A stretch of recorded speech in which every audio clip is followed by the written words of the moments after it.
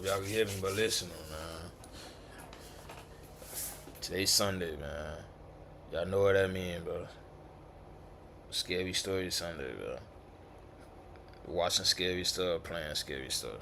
Sunday. Y'all already know the vibe, man. So, man, I'll say y'all go ahead and get y'all food ready, y'all get y'all popcorn ready, whatever y'all want to do, man. Y'all do all that, bro. You feel me?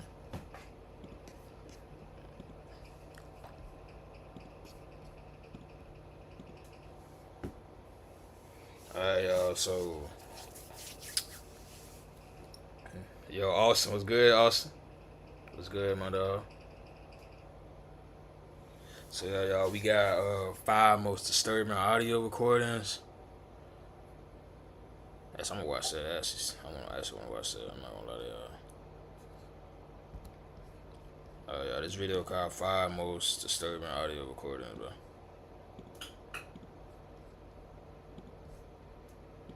Ooh, y'all don't worry about that ad, bro. My fault. I meant to skip it. Oops, my bad. I'm sorry, y'all.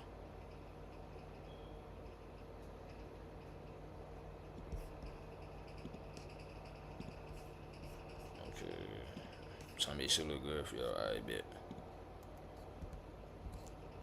3rd, 1961, 2 brothers inside an abandoned German bunker in Italy sat down to listen to the empty static of space. Over the years, they had pulled all kinds of strange sounds from that static. But what came through their headphones on this particular night had the potential to change the entire history of space exploration.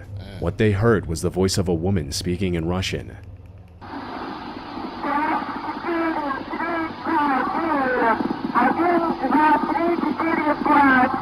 The full transmission lasted a little over 2 minutes. Throughout it, the woman repeatedly called for the person on the other end to answer her.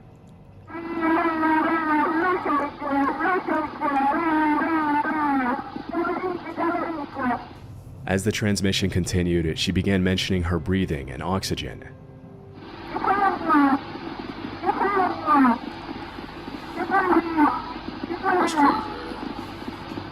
But soon after this, her words became far more alarming.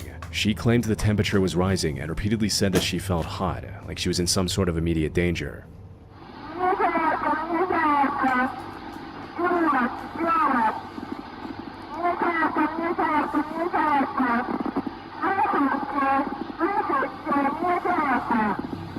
Then, near the end of the recording, she said she could see a flame and asked whoever was on the other end whether she was going to crash.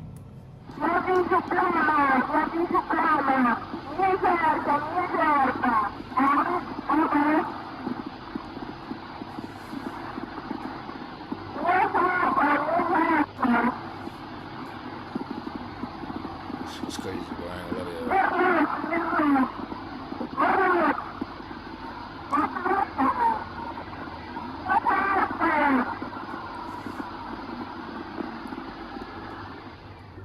And with that, the transmission abruptly ends.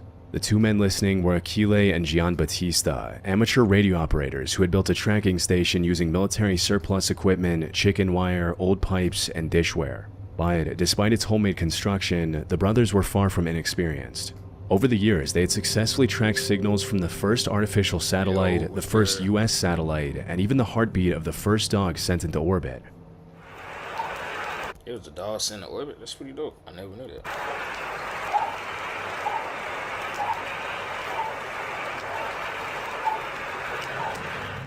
In other words, their station had become one of the most capable amateur space tracking operations anywhere on Earth, which is exactly what makes the recording of the woman speaking Russian so difficult to dismiss. The voice had appeared on a frequency the brothers associated with Soviet spacecraft. However, unlike the beeps and telemetry they normally intercepted, this was unmistakably a human being who appeared to be in serious trouble. From the translated words, the brothers claimed they were hearing a Soviet cosmonaut trying to contact ground control as a fire spread throughout her spacecraft and she began burning during the descent back to Earth. And they believed they had intercepted a transmission the Soviet Union never intended the rest of the world to hear. But as soon as they made the recording public, that explanation ran into several major problems. This transmission was supposedly captured only 6 weeks after Yuri Gagarin became the first officially recognized human being in space. If the brothers were right, the Soviets had launched another crewed mission almost immediately afterward, only this time with a woman aboard. That would mean Valentina Tereshkova, who flew in 1963, wasn't actually the first woman in space. She was simply the first one who came back alive. And for that to be true, the Soviets would have had to launch and lose another female cosmonaut, then erase the entire mission from the public record. So, to many people, this story was simply too unrealistic, and they chose to believe in a much simpler explanation, that the Italian brothers had made up the entire thing. Their earlier recordings had already brought them considerable attention, and critics believe this mysterious woman was merely an attempt to keep that attention alive. And one of the first objections the experts raised was the physical impossibility of the transmission. You see, as the spacecraft tears back into the atmosphere, the air surrounding it becomes intensely heated and ionized, forming a layer of plasma that blocks or severely weakens radio signals. This is exactly why mission control can lose contact with returning spacecraft for several minutes during the most dangerous stage of their descent. So, if the woman in the recording was already burning through the atmosphere, the brothers should never have been able to catch the transmission in the first place. But if we listen closely to the exact words the woman says, it leaves room for another possibility. She mentioned heat and a visible flame while she was still asking clear questions and transmitting continuously. This could mean the capsule had not yet entered the full communications blackout. The rising temperature might have come from an electrical fire or a failing temperature control system inside the spacecraft rather than the atmosphere burning around it. That would also explain why she sounded more confused than terrified. She might still have been trying to understand what was going wrong, and the sudden end of the recording might have been the exact moment the plasma blackout finally cut her off. But the technical problem was not the only reason people doubted the tape. Over the years, many Russian speakers have argued that the woman doesn't sound like a native speaker at all. In fact, many have claimed that her voice carries an Italian cadence, which led many critics to believe that the brothers staged the recording with help from their sister, who was known to be learning Russian at the time. On top of this, a number of experts have also pointed out that the woman in the recording never used the formal call signs or communication language heard in genuine Soviet space transmissions.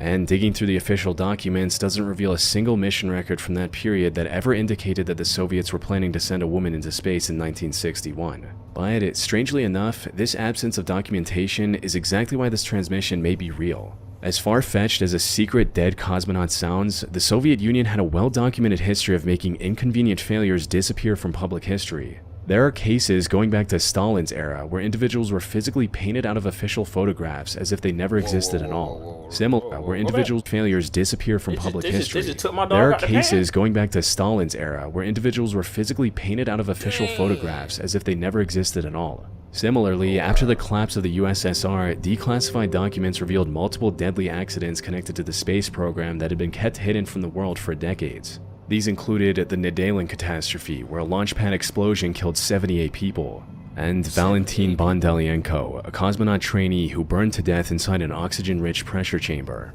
Both these incidents occurred during the same period when the transmission of the woman was captured, and yet they remained completely hidden from the public until the 1980s.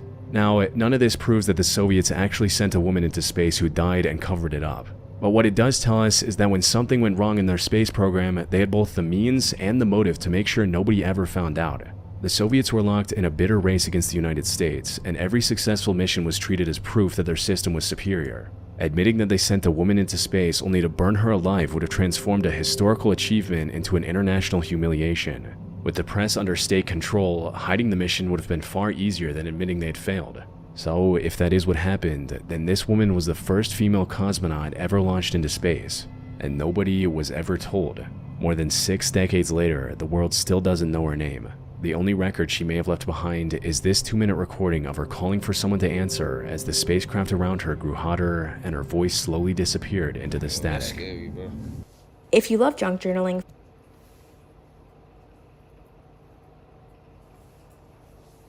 That's actually crazy. I ain't gonna lie to y'all, bro. That's scary, bro. Real talk. On the evening of June 29, 2017, a woman named Tara Bullis quietly switched on a hidden microphone as she arrived at a benefit walk for a missing student. Before entering the crowd, she whispered the date and time into the recorder, then noted that the man walking beside her had brought alcohol and was clearly drinking. It's 6:46 on Thursday, June 29th. We're at the benefit for the walk, and Brent has a thing of alcohol, and he is drinking while he's here. So I'm thinking I'm just going to turn this on right now so that it's on while we walk. This is kind of ridiculous. What she didn't know yet was that the hidden wire she was wearing would become the key piece of evidence in one of the most disturbing criminal cases Illinois had seen in years. Tara was secretly working with the FBI to find the missing student, and the man beside her was Brent Christensen. He was the prime suspect in the disappearance of the woman whose benefit they had come to attend. Tara had already agreed to record several conversations with him, but so far none had given investigators the evidence they needed. Even as they moved through the crowd that evening, Brent initially said nothing that directly connected him to the case. But as he continued drinking, his attention slowly shifted toward the people gathered around them.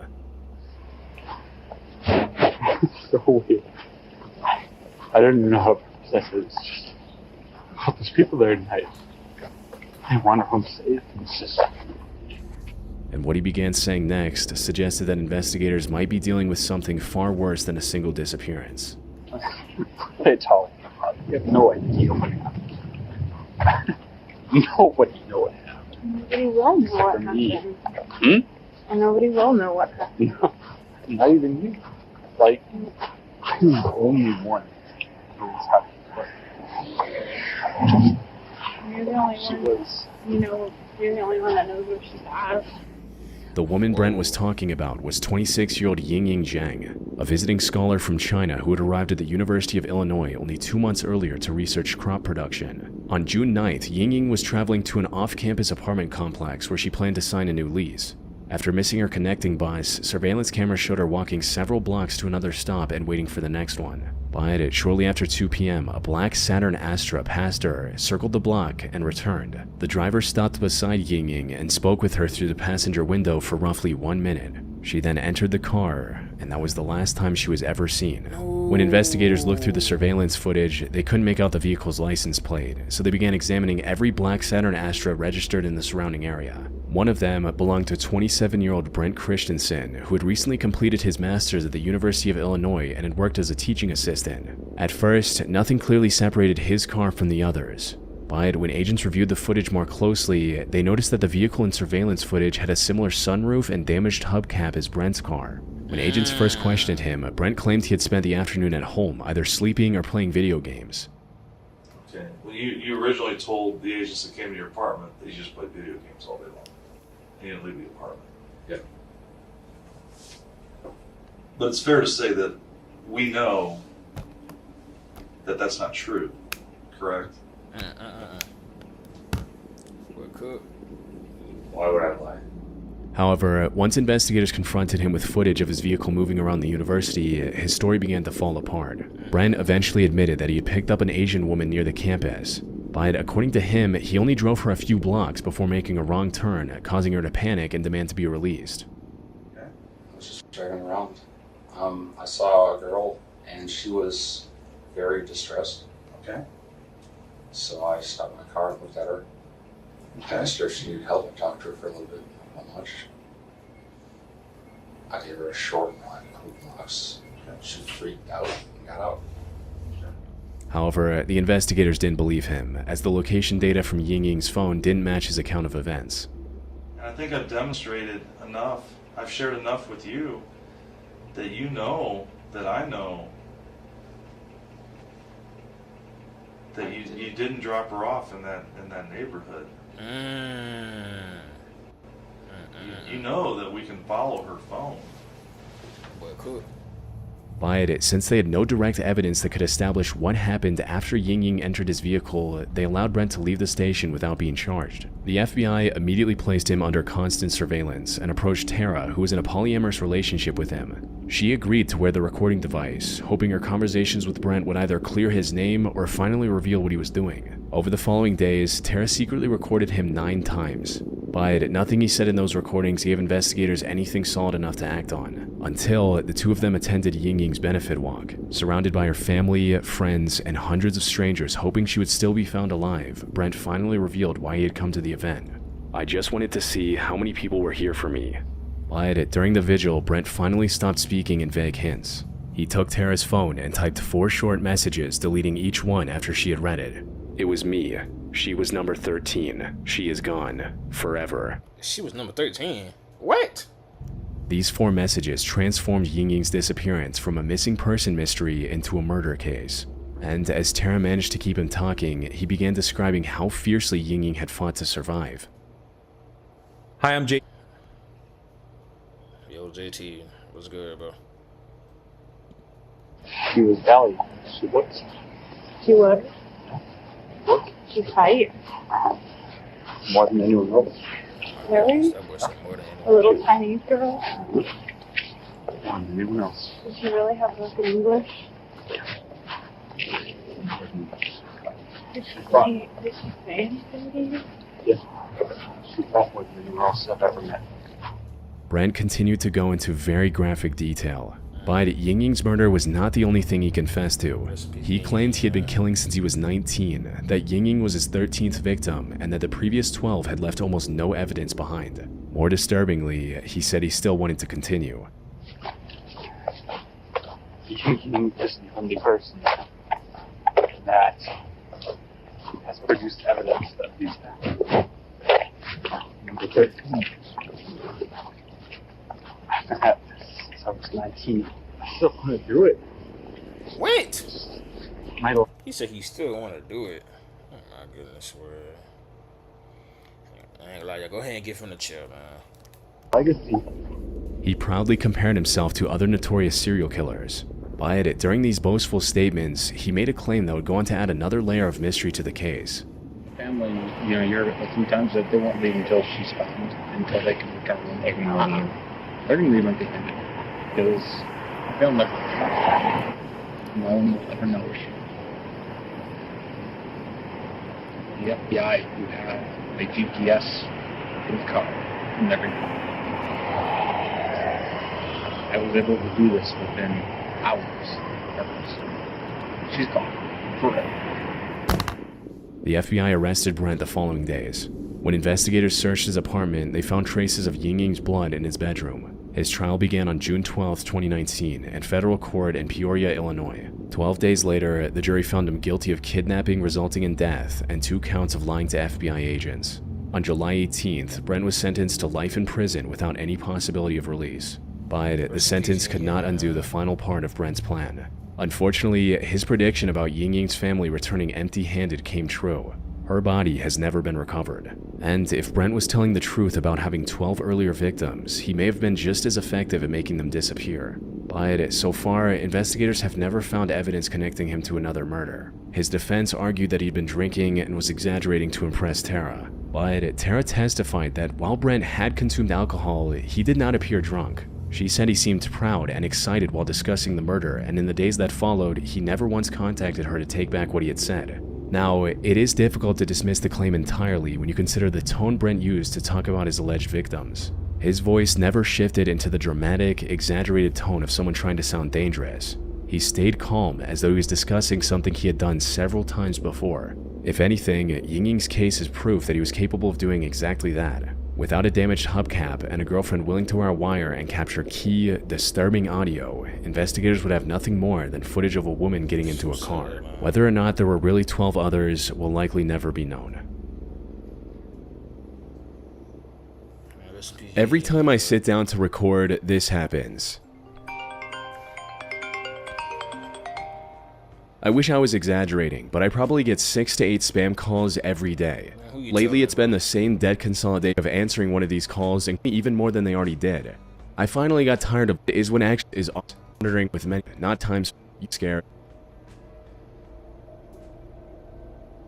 On the morning of August 13th, 1997, the crew of the Howard Stern Show was taking calls from listeners as it usually did. Many of the people who made it onto the air were harmless pranksters or attention seekers willing to say almost anything just to hear their own voice on the radio. So, when a producer passed along a caller claiming to have killed several people, no one in the studio appeared to take him seriously. In hindsight, there were reasons to take him more seriously than they did. I got a guy on the phone who claims he's been killing prostitutes and he's wondering why he's doing it. So maybe he thinks I have an answer. Is this Ed? Ed? No, this isn't Ed. Oh. You haven't killed any prostitutes? No, I never said my name was Ed. Oh. Sorry. That's okay. What name do you use? You can call me Clay. Clay? Clay? Yes, Clay. When Howard asked him about his supposed victims, Clay's answer immediately caught everyone off guard. Okay, Clay, so what happened? How many prostitutes have you killed? 12. According to him, these 12. victims were often women who worked the streets around New Orleans. And when the crew asked him about his pattern of murder, he described horrific methods. How else did you kill them? Well, a few times, actually most times with a hammer. Oh my goodness. Oh, And where do you do this primarily? I've done it twice in a parking garage, and then the rest of the times on the side of the road. Dude, you got to have a lot of anger in you. Clay later said that he had been doing it since he was a teenager. How old were you when you killed your first woman? 16.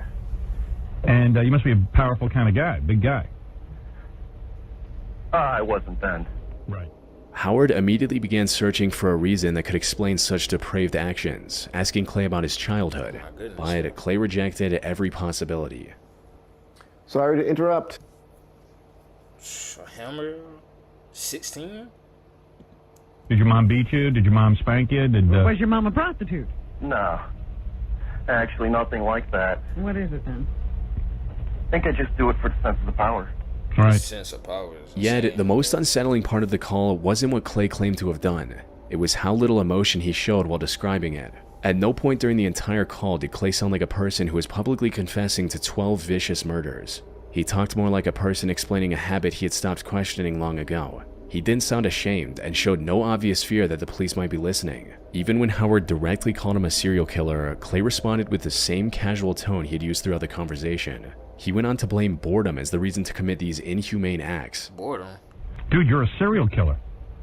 Yeah. Yeah. You just want to kill. I'm just bored. The entire call lasted roughly 17 minutes. Clay then hung up and was never heard from again. So, the obvious question is the same one listeners have been asking for almost 30 years. Was any of this actually real? And the most convenient answer is no. You see, by that time, the Howard Stern Show had built its reputation around taboo-breaking comedy, outrageous guests, and phony phone calls. So, a man confessing to murder was, sadly, not out of the ordinary. And if you listen closely, there are moments when Clay appeared to struggle with his own story. For instance, when Howard pressed him on why the killings had supposedly stopped, Clay's story became noticeably less certain. He first blamed a broken-down car, then admitted that this only accounted for 1 month of an almost year-long break, before vaguely putting the rest down to self-control. No, but in all seriousness, I mean, do you think that you could control this? Do you think you could stop? I think I have been. Oh, you have been for the last couple of months? A year he hasn't killed. Oh, a year? Yeah. Almost. So why do you think you stopped killing all of a sudden? Exactly. I really don't know, Howard. Part of it had to do with my car broke down. Oh, no transportation. Seriously? That's the reason? Well, that was the reason for a month, but after that, I guess it was all self-control. Wow. So you don't want to do this anymore? No, he wants to do it, but he's controlling himself. Like, you want to kill women, right? Sure. Yeah. Moments of hesitation like this made parts of the call sound like he was making up details as he went along. But, on the other hand, maybe it was simply Clay carefully deciding how much he could reveal without exposing his identity. Nonetheless, after the call was aired, federal agents turned up at the studio to collect copies of the audio recording, and immediately started looking into the possibility of a potential serial killer on the loose. However, I couldn't find a single reliable report or official statement revealing anything about the investigation. And to this date, there has been no public record that identified the real person who called the show. So, the only real way to judge his story is to compare it with the crimes he claimed to be describing. And when his confession is placed beside what was happening in New Orleans at the time, some of the details line up uncomfortably well. By August 1995, authorities were investigating 24 killings committed around the city over the previous 4 years. Most of the victims were vulnerable women who worked the streets, and many had been killed before their bodies were abandoned in isolated areas. Which means Clay wasn't describing some imaginary pattern of violence. Both the victims and the scale of the killings all lined up with a real investigation that was still unresolved when he called the show. But these killings had also been reported in the news before Clay called the show. So a prankster following the case could have taken the publicly known details and built a convincing story around them. That said, there was a man whose real criminal history appeared to fit Clay's story far more closely. His name was Russell Elwood, a former taxi driver from New Orleans. Russell had been questioned by the Serial Crime Task Force and was eventually charged with murdering Cheryl Lewis and Dolores Mack, two of the women whose deaths had been examined as part of the wider New Orleans case. During the investigation, multiple women also came forward claiming that he had picked them up in his taxi, attacked them, and left them in isolated areas. And because the location, the victims, and the nature of the crimes all appeared to match Clay's confession, several people online came to believe that Russell was the man speaking on the recording. This theory fits well, except the timeline makes it almost impossible for Russell to be Clay. Russell was arrested in Florida on August 4th, 1997 after purchasing drugs from an undercover officer. He remained incarcerated for the next 85 days. Clay's call aired 9 days after that arrest, meaning Russell was already in a jail cell when the call was made. So the voice in the recording almost certainly did not belong to Russell Elwood. However, ruling him out doesn't automatically prove that Clay was lying. Russell was convicted of only 2 murders, and no one was ever able to establish that a single person was responsible for every death being investigated around New Orleans. This leaves open the possibility that several killers were targeting similar women in the same area, and that Clay was describing victims who were never connected to Russell's case. But unfortunately, this is as far as the evidence goes. No victim has ever been conclusively matched to the details Clay gave during the call, and no major breakthrough has revealed the identity of the man behind the voice. So, almost 30 years later, the recording still comes down to 2 possibilities. Either a prankster studied a real series of unsolved murders and used those details to create an unusually convincing confession, or a serial killer openly admitted to murdering 12 women on live radio, hung up the phone, and was never identified. Dude, I ain't gonna lie, that second option is actually mind-blowing, but just imagine. Oh my goodness, I don't even want to imagine that. We have got to the point. I don't even want to imagine that, honestly.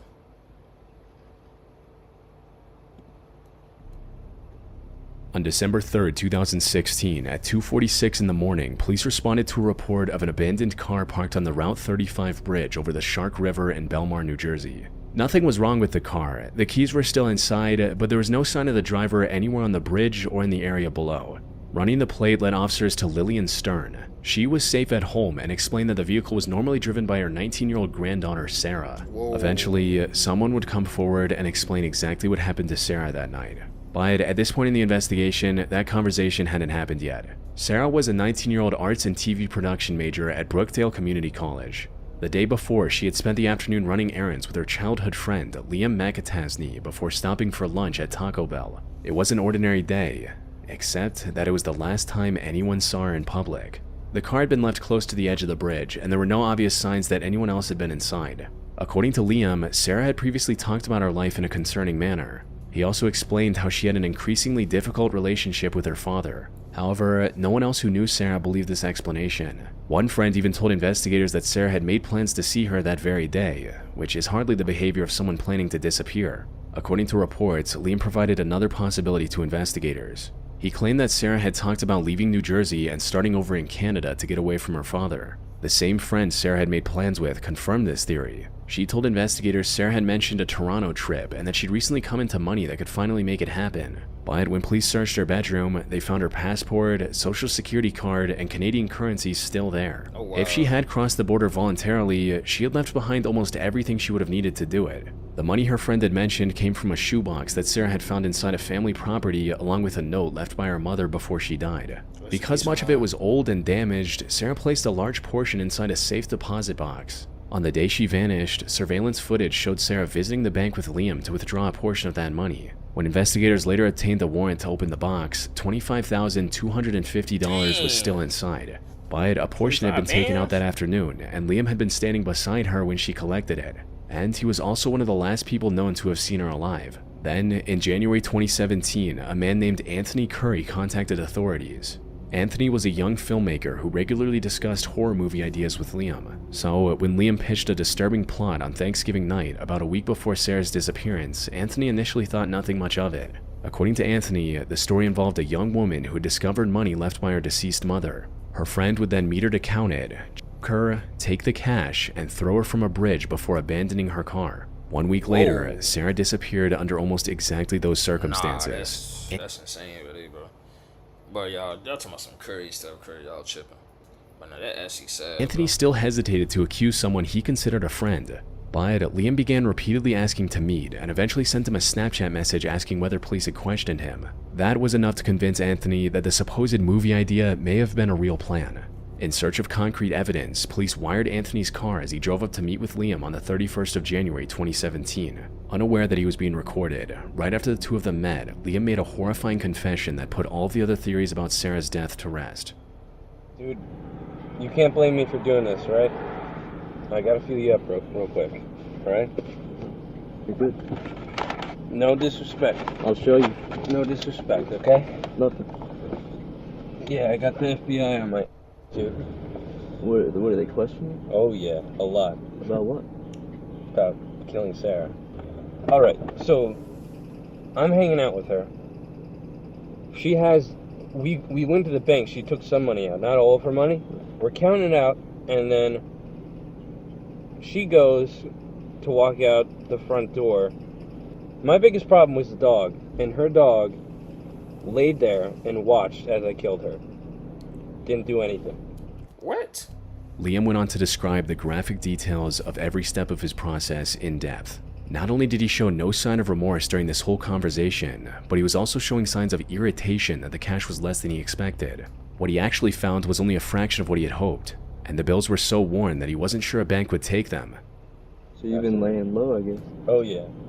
And that's not even the worst part. The worst part of it is, I thought I was walking out 50 grand, 100 grand in my pocket. She had one safe, and she took money out, and she only had 10 grand. And this money, I don't know if it was burnt or something. It's old money, terrible quality. I don't even know if I can put any of it in the bank. Police arrested Liam and his roommate Preston Taylor, who reportedly had assisted with getting rid of Sarah's body the very next day. Preston confessed almost immediately and led investigators to a locked safe at their residence, buried in the ground. It was opened using keys recovered from Liam's car. Inside the safe, police found around $9,000. At the trial, Liam's defense argued that the recording wasn't a confession, but instead an audition for a role in Anthony's films. But with all the evidence and witnesses present, the jury didn't buy the excuse. On the 26th of February 2019, Liam was convicted on all 7 charges, including first-degree murder, robbery, felony murder, and desecrating human remains. Later, in June, he was sentenced to life in prison without the possibility of parole. Unfortunately, Sarah Stern's body has never been found. Rest in peace, man. Damn, man. On April 10th, 2018, a 16-year-old boy made 2 911 calls that were supposed to save his life. Instead, they became the recorded evidence of one of the most inexcusable failures a police department has ever been forced to answer for. The calls were made by Kyle Plush, who drove to Seven Hills High School in Cincinnati, Ohio to pick up some tennis equipment from the back of his family's minivan. The tennis gear was in the rear cargo, so Kyle had to put a knee on the third-row bench seat and lean over to reach it. Unfortunately, the seat flipped backward under his weight, trapping him instantly. His head was pinned to the rear wall while his legs were forced up against the van's back door. His arms were pinned down as well, which meant he couldn't reach his phone to call for help. So Kyle resorted to the only option left. He called out to Siri and asked to dial 911, and the call actually connected at 3:14 p.m. Hello, Cincinnati 911. What is the address of your emergency? Cincinnati 911. I'm stuck in my van outside the 7 Hills parking lot. The Seven Hills what parking lot? I need help. Where are you? He told the dispatcher he was trapped inside his van and gave them the name of the school he was parked at. Can you hear me? Yes. I'm outside the 7 Hills parking lot. I'm trapped in my van. Hello. Where are you? I feel bad because like his phone in his pocket, so that means he don't even know what they saying back to him. He just got to repeat the same thing over and over. Oh my goodness, bro. I can't hear you. At the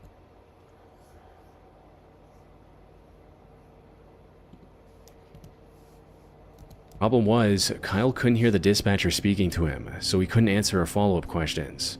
And although he repeatedly mentioned Seven Hills, the call was entered into the dispatch system several minutes later as an unidentified female trapped in a van in unknown trouble. The entry did not include Kyle's name, the type of vehicle, or the fact that he was in a potentially fatal emergency situation. At 3:26 p.m., 2 officers arrived near the school. Based on the information they'd received, they were searching for an unidentified woman in an unknown van somewhere around several adjoining parking lots. They drove through the area for roughly 11 minutes and attempted to call Kyle's phone, but they never stepped out of their patrol car, and they did not check the northern lot where Kyle's gold Honda Odyssey was parked. While those officers were still nearby, Kyle managed to place a second call. This time he gave the dispatcher almost everything needed to find him. He identified the vehicle he was trapped in as a gold 2004 Honda Odyssey, said it was in the Seven Hills parking lot, and made the seriousness of his situation very clear. This is not a joke. I'm trapped inside my gold Honda Odyssey van in the Southwood parking lot of Seven Hills kill theft. Send officers immediately.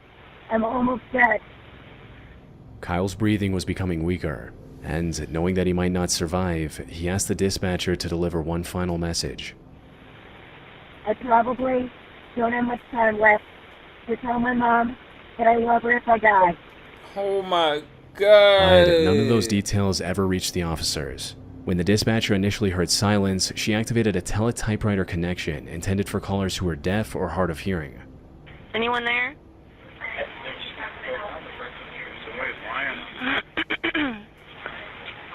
I can't hear what you're saying. Just send quickly.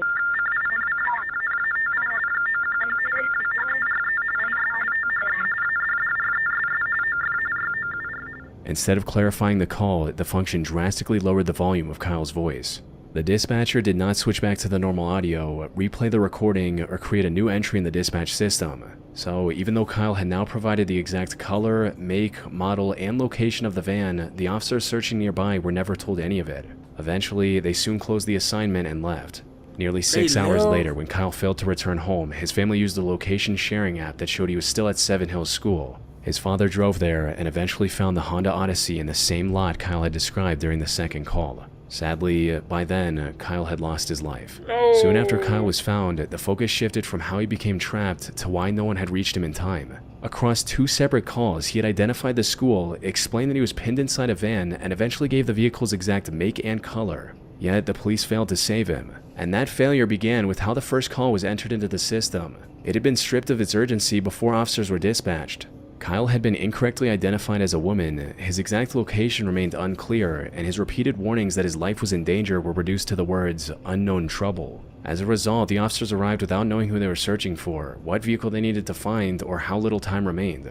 So, when they failed to find anyone in immediate distress, they began treating the call as though it might have been a prank. An off-duty sheriff's deputy working traffic nearby even suggested that the caller might have been a woman he had told to move her car earlier that day. But that explanation makes no sense the moment you hear the recording of the call. Kyle's voice was very clearly strained and panicked, and a call carrying that level of fear should have never been treated with doubt until officers had personally ruled out the danger. And even if the first call had been misunderstood, his second call should have erased any remaining doubt. Kyle gave the van's exact color, make, model, and location.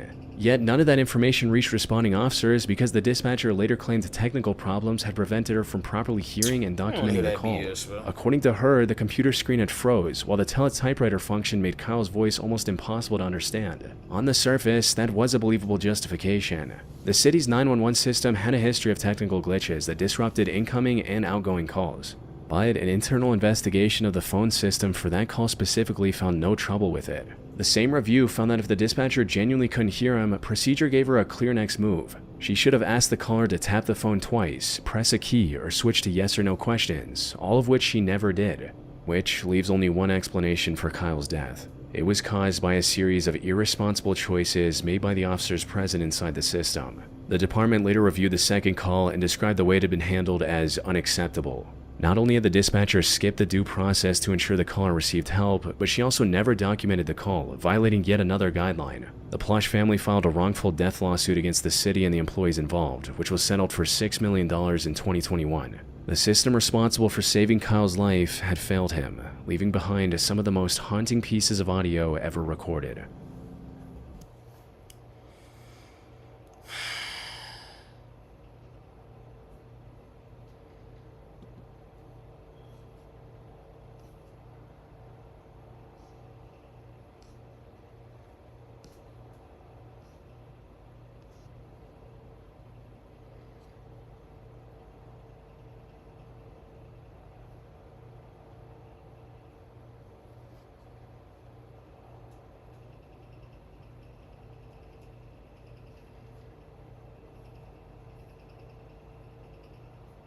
There's some peach cow, man.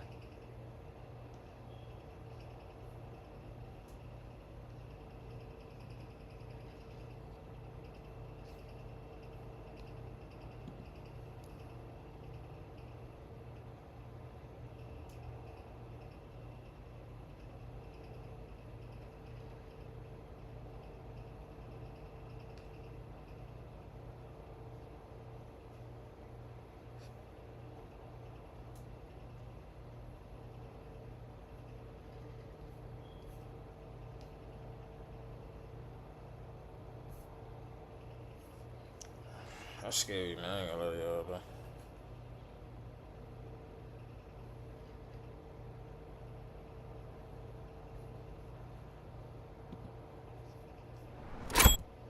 Goodness, man. Rest in peace, Kyle, man. That ain't even cool, bro. On the morning of January 2nd, 1978, a woman in California received a call asking for someone named Ray. She didn't know anyone by that name, so she simply told the caller they had the wrong number and hung up.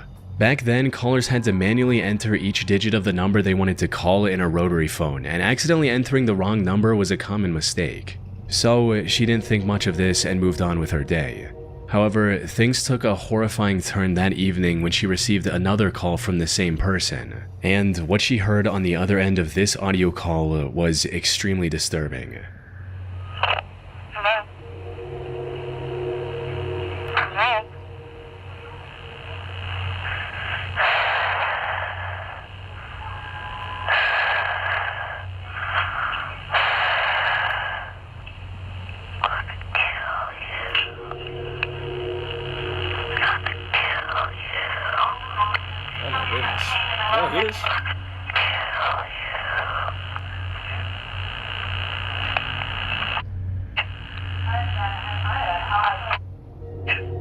The man who was politely asking to speak with someone named Ray earlier was now threatening to end her life. What's worse is that this audio call wasn't a baseless threat or a troll. The person calling was later found out to be the Golden State Killer, one of the most infamous serial killers in US history. He terrorized California for over a decade from 1974 to 1986 and operated across multiple counties, including Sacramento, Ventura, Santa Barbara, and Orange County. What made him more terrifying than most other serial killers was just how precise and thorough he was. Instead of committing the crime whenever he got the chance, he would often plan months in advance. He would stalk his victims, learning everything about their daily lives and routines to find the right opportunity. This also included surveying the area around their home to plan escape routes. Sometimes he would break into his victims' homes beforehand to unlock windows, unload guns, and plant the gear he was later going to use for the crime. He would also call his future victims many times leading up to the crime and threaten them, similar to the call you heard earlier. This was all a part of his act, with these calls serving as a way for him to mentally torment his victims ahead of time.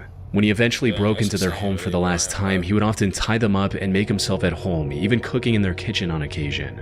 Put simply, he was extremely confident in his planning, and unfortunately it worked. By the end of 1986, he had broken into different homes over 120 times, and in more than 64 victims, 3 of which were children. However, despite the authorities having tons of evidence against him, like fingerprints, footprints, masks, multiple rings, and many different sketches from witnesses, nothing led to a name. He would even call and taunt the police and families of his victims, daring Call and taunt the police is insane, bro. them to catch him.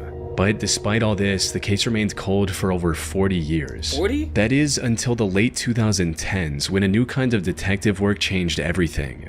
You see, investigators already had plenty of DNA evidence from the killer. However, his DNA didn't match the limited samples they had in their database. But in 2016, a very distant relative of the Golden State Killer took a DNA ancestry test through one of the companies like 23andMe. The DNA data from this company was aggregated by a company called GED Match. And the FBI then used this extensive database to see if any of the samples matched with the DNA evidence they had. While they didn't find the killer, they did find a match with one of his very distant relatives. This allowed them to go through the whole family tree with over 1,000 members and eventually find the person they were looking for. Oh, wow. After 40 long years, the identity of the man behind this creepy call was finally made public. On April 24, 2018, authorities arrested then 73-year-old Joseph James D'Angelo, the Golden State Killer. He was a Vietnam War veteran and an ex-police officer from the Santa Barbara County Sheriff's Office. Investigation of his past also revealed a chilling instance from July 1979 when he was arrested for shoplifting a hammer and dog repellent. In hindsight, it's obvious that he was going to use both of these items for one of his crimes. And the reason he tried to steal them instead of paying was because he didn't want the sale tied back to his name in any way. In July of 2020, Joseph pled guilty to 13 counts of murder and 13 counts of kidnapping in a plea bargain to avoid the death penalty. He was given 13 consecutive life sentences without the possibility of parole and is now serving his time at a California state prison. The recorded audio calls he made to his soon-to-be victims have gone down as some of the most disturbing pieces of audio ever recorded. On the 1st of December 2017, Reddit user Drudagon17 made a Reddit post hoping to find an explanation for the terrifying screams he heard while on vacation. What's causing these screams? So, I'm not really sure what this is. I've had a lot of people tell me different things, but no one really knows for sure. Maybe someone here could help me shed some light. Alongside this, he linked to a recording of what sounded like a person screaming at the top of their lungs.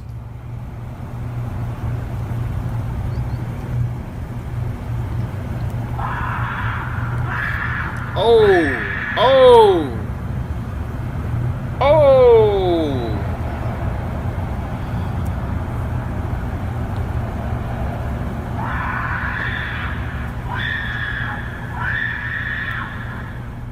The OP then went into detail describing the circumstances surrounding these disturbing noises, reading, "Earlier in the year, I went on a long road trip across the states, mainly visiting the national parks and a few cities along the way.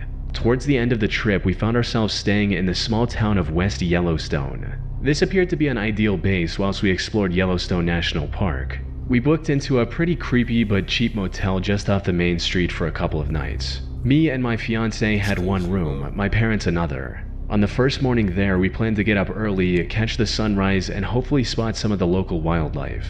So our alarms were set for 5 a.m. At about 4:45 a.m., I was woken by loud banging on the door, followed by crying and shouting.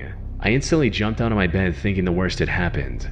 I opened the door to my mom in a state of panic, saying, "There's someone screaming, a woman screaming."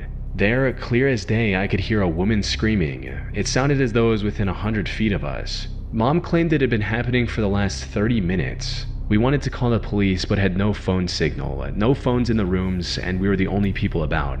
This on its own is pretty terrifying, but what made this encounter even more unnerving was what happened next, with the OP and his family having a very bizarre interaction with local law enforcement, stating, "Then, after I'd been hearing the scream for about half an hour, so roughly an hour since it started, a police officer seemed to appear out of nowhere. He started to ask questions about what we were doing and why we were up. We thought he'd come about the scream, so we quickly told him everything.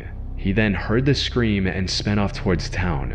The screaming got less frequent and eventually stopped, so we decided to go about our day.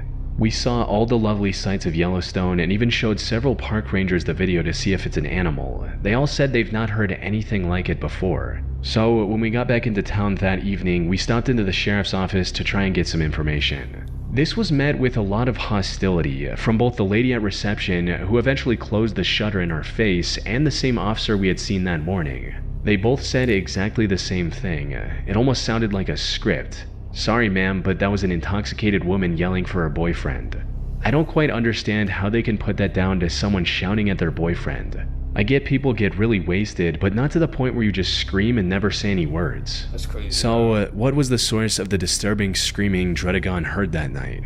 The most prevalent theory I've come across is that these noises were coming from an animal, more specifically a mountain lion.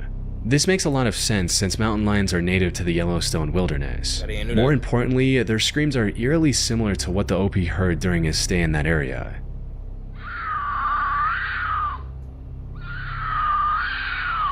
It could be. I don't know though. I'm my heart telling me I hope it's a mountain lion. I'm hoping.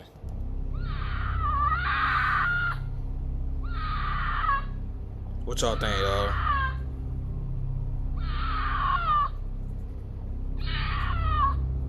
That said, it's still possible that the police officers were telling the truth and that these screams were coming from an intoxicated woman. The pitch of the second scream in the OP's recording in particular is a lot more human-like than something coming from an animal. You think it was a mountain lion?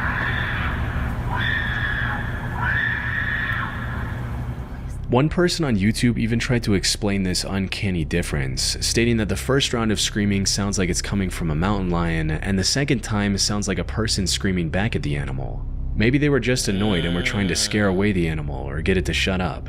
While this could have been the case, most of the screaming noises OP heard were likely coming from a mountain lion, since according to his post, he didn't hear any cries for help or other words. I'm hoping it's an animal, yo. I'm not gonna lie. I hope it is. These noises. I really hope it is. Even if it were coming from a highly intoxicated woman, it's safe to assume that she would say something aside from just yelling at the top of her lungs. But if that's true, why did two different police officers tell the same lie? Some people speculated that they did so just to avoid scaring off tourists, or that they were just pulling a prank. But from what I've seen, Drudagon was most likely lying about this part of his story. It's entirely possible that after learning about the surprisingly normal origin of these creepy noises, the OP used this encounter to craft a disturbing story they could post on Reddit. Especially since at one point during his original post, he mentions showing the recording to multiple park rangers. Now, even if these rangers weren't 100% positive, they would still make the obvious connection with the similar animal noise that's common in that region.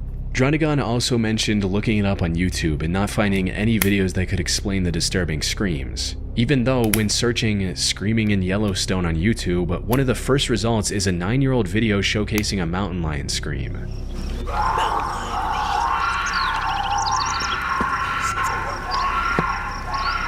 If I heard a mountain lion screaming, bro, I would not want to hear that, bro.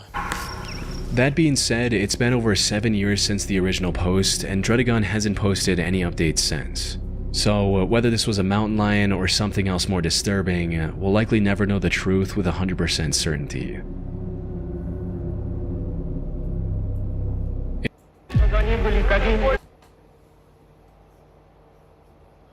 What type of ad is this? 2016, the residents of Forest Grove, Oregon began hearing a strange, high-pitched noise in the area. Hey, turn in my ears, huh? God damn.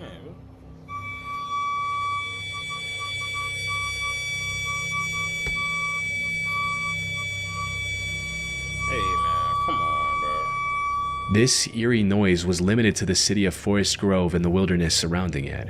It could only be heard for a few minutes at a time.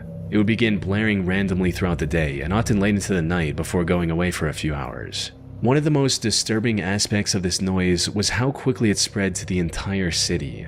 Its tone was deeply uncomfortable, resulting in a lot of people calling the police in distress. It's happened twice tonight. It's happened about 5 times during the last 7 days, and the neighbor beside me, we can't even hear each other in the backyard. Neither one of us can figure out what's happening. Throughout that February, emergency services received over 200 calls from concerned citizens, some even reporting physical symptoms from hearing the noise. But one question was on everyone's mind: where was this screeching noise coming from? One of the first theories that came up was that the noise was coming from a gas leak, something that could possibly be that loud.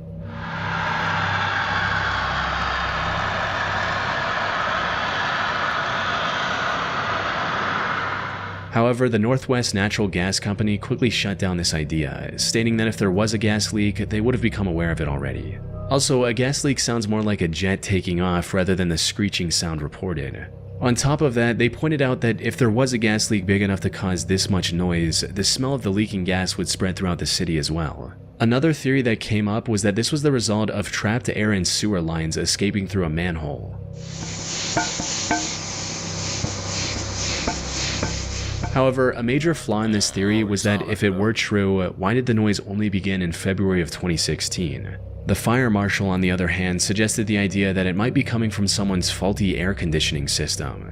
This is because many dysfunctional systems emit a very high-frequency sound, similar to what the residents of Forest Grove were hearing.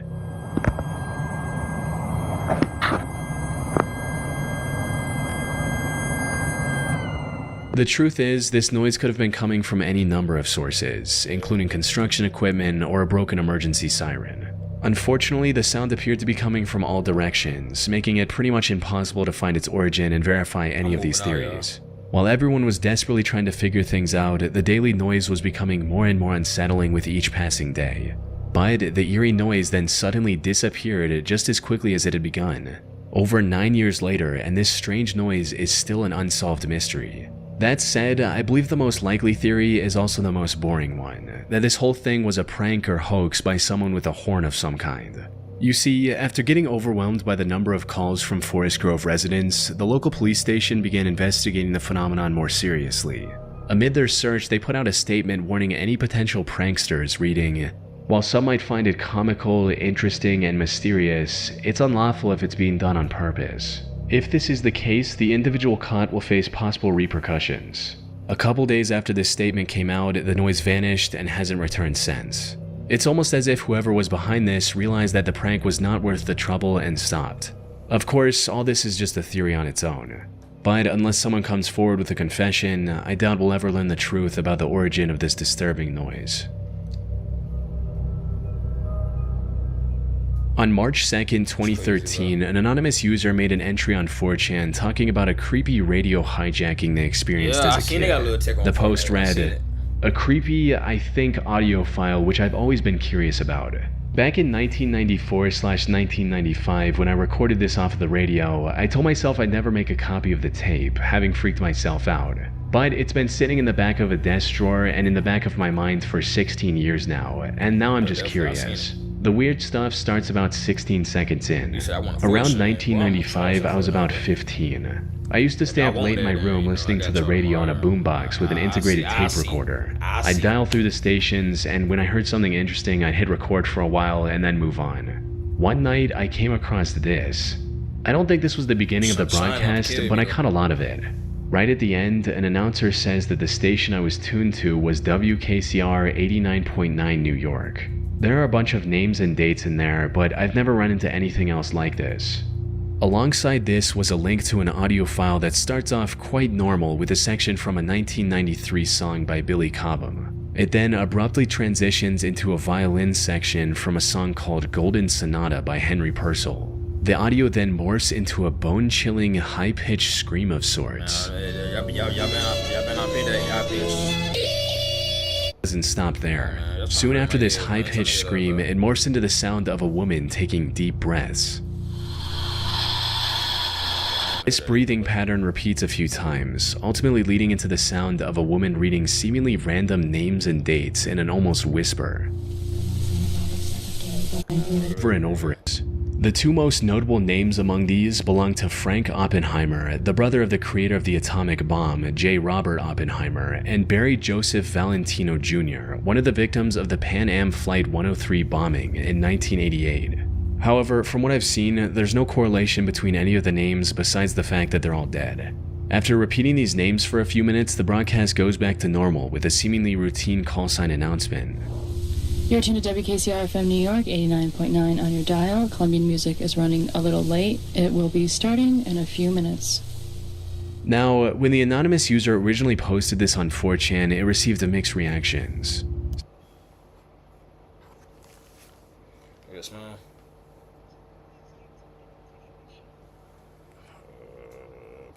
Probably a couple weeks ago. Should I call you? Yes, man. Yes, man. Tell her.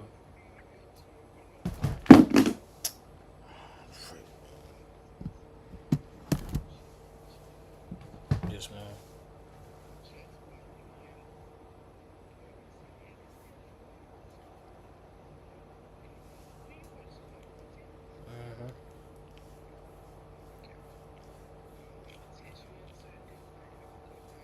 Alright, mom, good night. I love you. I love you so much. I am not. No, mom, not every day, mom, but sometimes I text on. Yes, man. I don't want it. Yes, man. I love you, man. Cause just saying we don't talk on the phone, but we text.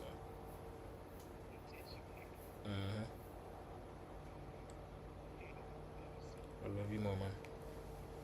Alright, bye-bye.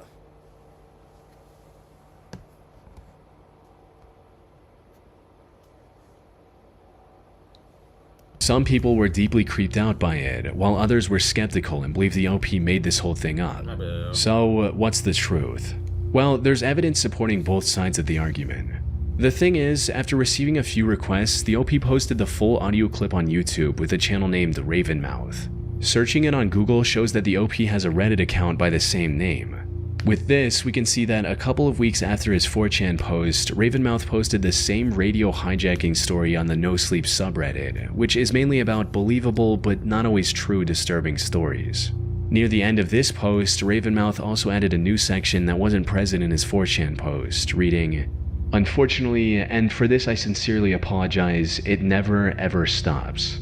I told you this was just something I'd found, and I swear to you that that's true. It really did happen that way. It's more than that though. I don't really know how long it takes. A few weeks or months from now when you're alone and suddenly you hear the keening, quavering sound rise up like it's crawling out of your spine and into your skull, you'll understand. When that night comes, if you listen closely to what comes after the horrible sound, you'll realize that the woman will be reading your name, new names. You'll play it for your friends, your family, add their names. I hope, desperately, that if I can make the list long enough, add enough names, then they'll take mine off and leave me alone. I'm sorry. This is plenty of evidence to show that this story is fictional and Ravenmouth made it all up. However, he remains adamant that while he did embellish the story a bit for the Reddit post, he still did record the audio from the radio when he was a teenager. So, could the WKCR station have actually been hijacked by someone? It's entirely possible. Radio hijackings are not a new phenomenon and were certainly a thing back when this would have happened. But WKCR is owned by a college and ran almost entirely by college students. When asked about it, the WKCR team stated, "As far as we know, this did take place on WKCR airwaves. In terms of the claim that it was a hijacking, that is very unlikely. WKCR is a weird place with weird programmers, probably just some late-night new music programmer having fun on the mic." Put simply, Ravenmouth was likely telling the truth, but what he thought was a creepy hijacking was just the artsy experiment of a college student. Although this, of course, cannot be 100% confirmed. Websites your competitors don't.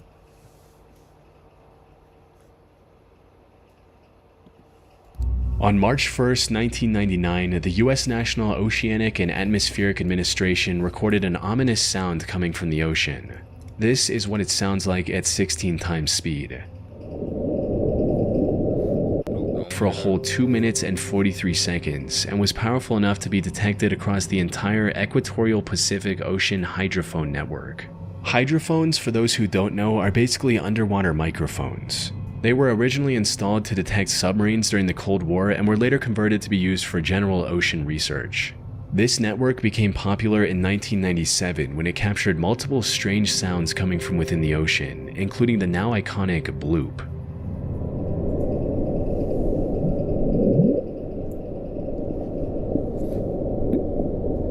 The sound heard in this recording was caused by ice quakes and large icebergs, or by icebergs scraping the ocean floor.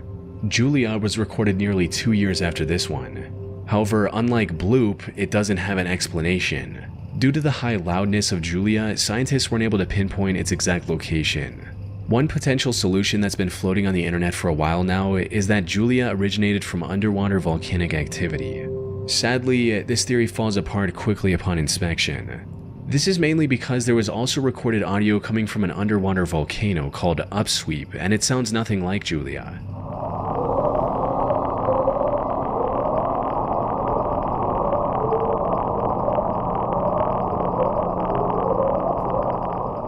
A somewhat more interesting theory that tries to explain Julia is that the sound originates from an unknown sea creature. And while this does sound like science fiction at best, it feels a lot more feasible when you consider the fact that we're yet to explore over 80% of the ocean in detail. However, the very idea of an ocean creature big enough to produce a sound audible from thousands of kilometers away is terrifying, and honestly quite out there.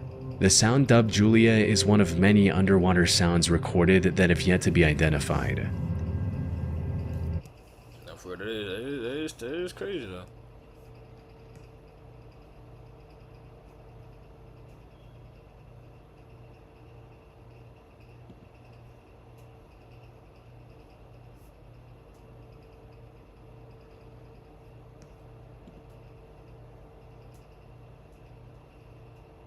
Yo, that is scary though, bro. It sounds like a little kid, but I like this comment. That's the disturbing part. You got heavy breathing, obscene, porn call all the time, that can live for call. Even never actually done it. So this one really been a killer as well. Yeah, that is insane though.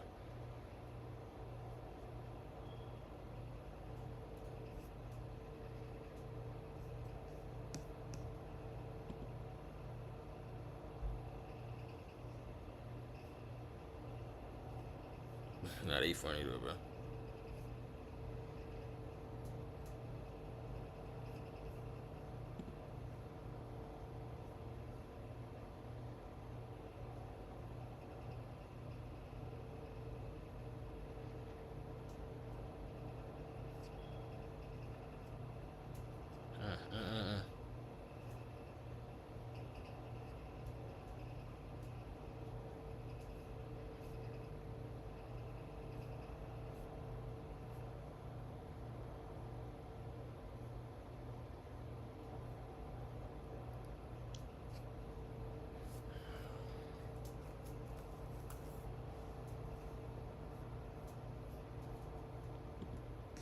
I built this web. Y'all, we got the scariest buying first house story you ever heard. The first house that Dean and I ever bought wasn't much to look at, but goddamn, it felt like we'd made it. It was a dingy double-wide trailer sitting on a quiet little lot in a very tired trailer park. Lots of non-running vehicles, retired people, fixed incomes, and non-stop grilling. We lived in Middle America, a mid-sized town. I'm sure you all can picture it. But the house, that was ours. For years, we'd been renting cramped, tissue-papered walled apartments, landlords that couldn't fix shit. Every month, we'd watch our paychecks disappear into rent and utilities, telling ourselves that eventually we would get ahead. One day, we would climb out of that hole of borrowing and call something our own. It only took 5 years. Dean had been working construction since he was 19. Long days framing houses and hauling lumber in every kind of weather. I bartended 4 nights a week for almost 20 years. A little rustic family bar, elbow counter, big dance floor, brick bathroom. An older building, but it was familiar. Made a lot of good memories there. It didn't carry a 401k and it couldn't even promise to pay the bills, but it was a job that I was actually pretty good at. It took a long time to scrape the money together. Side jobs, overtime, skip vacations, and a lot of nights where we told ourselves that we'd celebrate later. When we finally found the trailer, it wasn't exactly what we imagined it to be. The siding was faded, streaked with dirt, and actual bird shit. One of the porch railings was loose, another cracked off completely. The back steps leaned a bit when you stood on them. But the trailer itself was site-built and surprisingly spacious inside. 3 bedrooms, a big living room, a decent kitchen. A lot was bigger than most of the others in the neighborhood, and it backed up against this strip of scraggly woods that made the place feel a little more private than the rest of the park. Dean walked through the front door that first day, looked around the living room and said, "We can make this work." He was already on board for something that needed a little TLC, knowing it would come at a little price, and so we did. The first few weeks were honestly some of the happiest that I can remember. We had a new routine. Dean drove out to the job sites early in the morning while I slept in after my shifts. I'd wake up around noon, make coffee, and start chipping away at whatever small repairs that we were tackling that week. Fresh paint in the living room, new cabinet handles in the kitchen, a deep clean that got rid of that weird smell the place had when we first moved in. The carpets took a few runs before it actually went away. Our neighbors turned out to be pretty friendly too.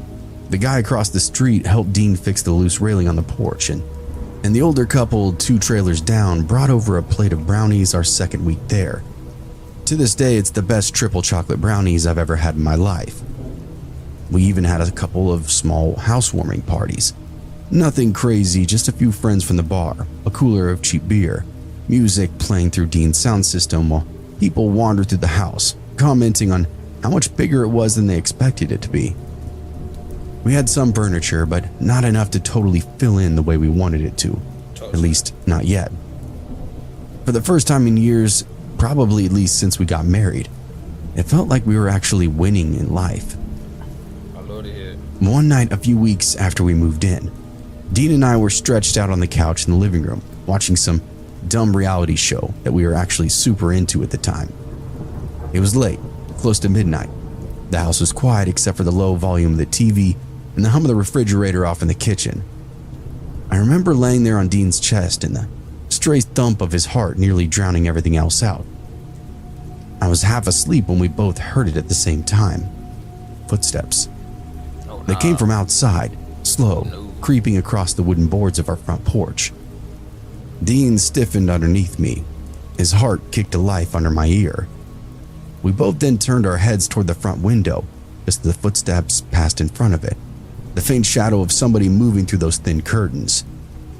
They were thick as light blockers, but still, a vague shadow barely cut through them. Nervous sweat came to life immediately on both of us. Then the sound stopped directly at the front door. Oh God, no. I couldn't remember if either one of us had locked it. The handle Y'all ain't locked the door? Oh, man. and twisted softly back and forth.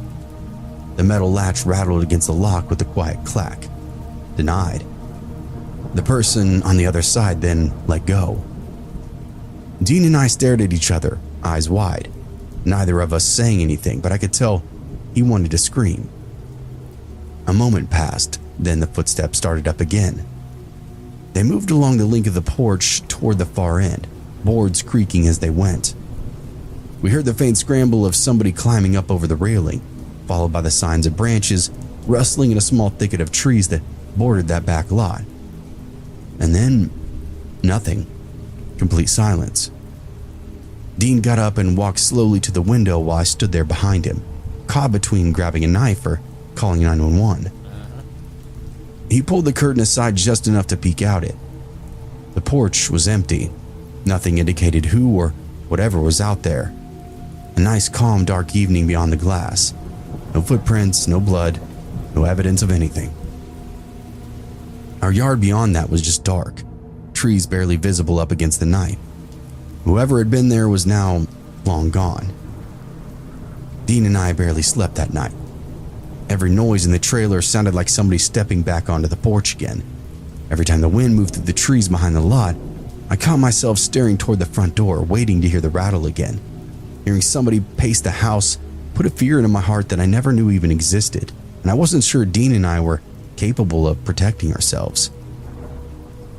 By morning, we both agreed we needed to talk to the neighbors, get a read of everybody that knew about peeping toms or prowlers out here. The first place we went was the little house across the street. Bill and Margaret had been the friendliest people in the neighborhood since we moved in.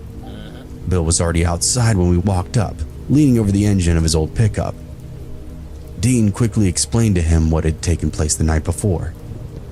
Bill listened quietly, his expression turning to grimace.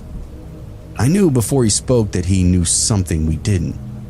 Margaret stepped out on the porch halfway through the story, arms folded. When Dean finished, Bill wiped his hands on a rag. "That sounds like Pfister," he said. Dean and I exchanged a look between us. "Who's Pfister? That can't be an actual name," I said. Margaret answered me. "He's the guy who used to live in your trailer." According to them, Pfister had lost the place about 6 months before we bought it. Missed payments, foreclosure, something along those lines. When the bank finally took the property, he apparently didn't handle it very well. "He had a complete meltdown," Bill said.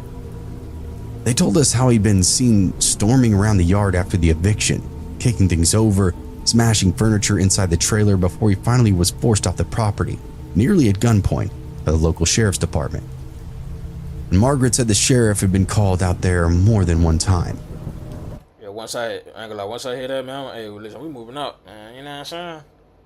He drinks a lot, mean, crazy drunk. Used to chase his dogs around with a hammer, Margaret added. Bill nodded too. A couple of fights in the neighborhood over the years, nothing that stuck though, legally. The last time anybody saw him, he'd been standing in the yards yelling about how the place was his and he'd be back for it. By the time Dean and I walked back across the road, neither of us felt good about what we just heard. So later that morning, we drove to the police station, told them everything. Footsteps on the porch, the door handle turning, the story about Pfister. The officer that we spoke with was polite but matter of fact. Without any kind of evidence of a break-in or property damage, there wasn't much they could do. "Just call us if he comes back," he told us, and that was that. What does it take?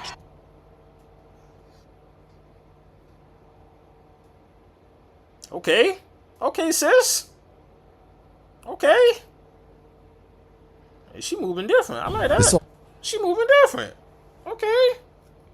Hey, I got the utmost respect for Jimmy's, y'all.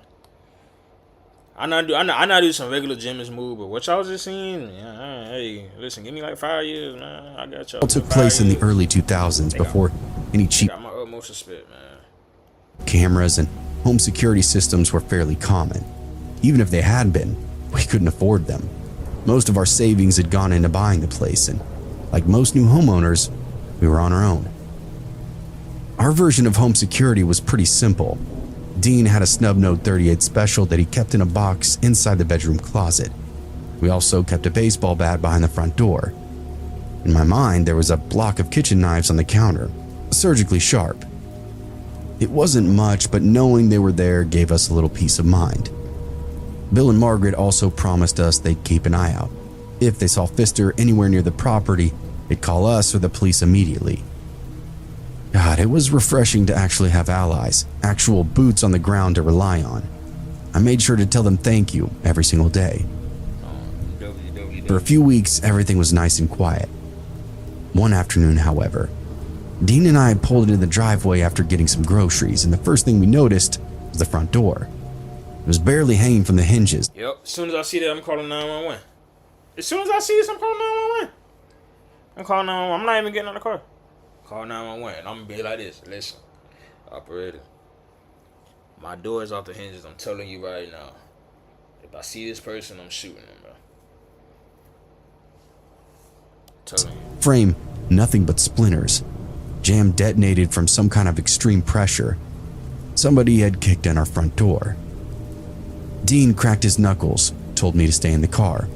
We didn't have a cell phone, and he wanted eyes on the inner workings of the house. He grabbed a crowbar from the back seat and walked up the porch steps. The door limped open the rest of the way when he pushed it in. He then disappeared through the damaged portal. That was the longest minute of my life before he finally leaned back out. Air rushed out of me, and for a split second, I thought I was going to pass out. He yelled that it was clear and waved me in. I popped the door open, walking on numb, useless legs. The living room looked like it had been hit by a tornado. Couch cushions on the floor, drawers pulled open, kitchen cabinets hanging wide open. All of my stuff was everywhere. All I could think was, why would somebody do this? What were they possibly even looking for? Somebody had gone through the house, tossing things aside like they were searching for something in particular, or maybe just destroying whatever they could. Was it just revenge, pure spite, blind rage? Who knows? We'd barely started walking the rooms when we heard sirens outside. 2 police cars pulled up in front of the trailer. A godsend. I almost started crying, if I recall. Bill and Margaret had heard the commotion from across the street and called it in, we later learned. They bailed our asses out more than one time. Dean stepped outside to explain that we owned the place and had just arrived. While the officers walked through the trailer taking notes, Bill stood in his driveway watching the whole thing. When one of the cops asked if anybody had seen who might done it, Bill didn't hesitate, hollering across the street. "It's gotta be Pfister," he said. "Guy's a decorated asshole. You know him, he used to live here. He said he'd be back, and now I think he has." And then suddenly the police were paying attention, asking all kinds of questions about the man called Pfister. Police stayed for nearly an hour. They photographed the broken door, the splintered frame, and the mess inside. One officer walked slowly through each room with a notepad, while the other snapped the pictures of all the damage. They talked about everything they recorded, just to see if they agreed with one another. Dean and I repeated the same story several times to them. When they finished, the older officer shut his notebook and nodded. "We'll start looking for him," he said. "Bars, cheap motels, places like that. He's got to be floating in a puddle of spit somewhere." He then pointed toward the driveway. "If he comes back, you call us immediately. Don't waste a second. This guy is clearly agitated about something." Watching the patrol cars drive off gave me this strange kind of relief. For the first time since the footsteps on the porch, it felt like somebody else was involved, somebody who might actually stop it. Not just our nice old neighbors, who were helpful, I'll admit it, but somebody with a badge, a gun, some kind of influence. Dean and I spent the rest of that day cleaning up, getting everything back to halfway normal. When we set the couch upright, shoved all the drawers back in the dressers, and swept up the splinters around the front door, Dean borrowed some tools from Bill across the street, managed to get the door back on the hinges well enough that it would lock again. It was a mangled mess, but it was something to block up the open air. By evening, the trailer looked almost normal. We ordered some cheap takeout, sat on the couch watching the same dumb reality show that we always had on. The calm felt unreal after everything that had taken place. The police were looking for him. Maybe they'd find him before he tried anything else. I smiled around my crab ragoons and prayed for a quick, clean conclusion. And eventually, we went to bed. You.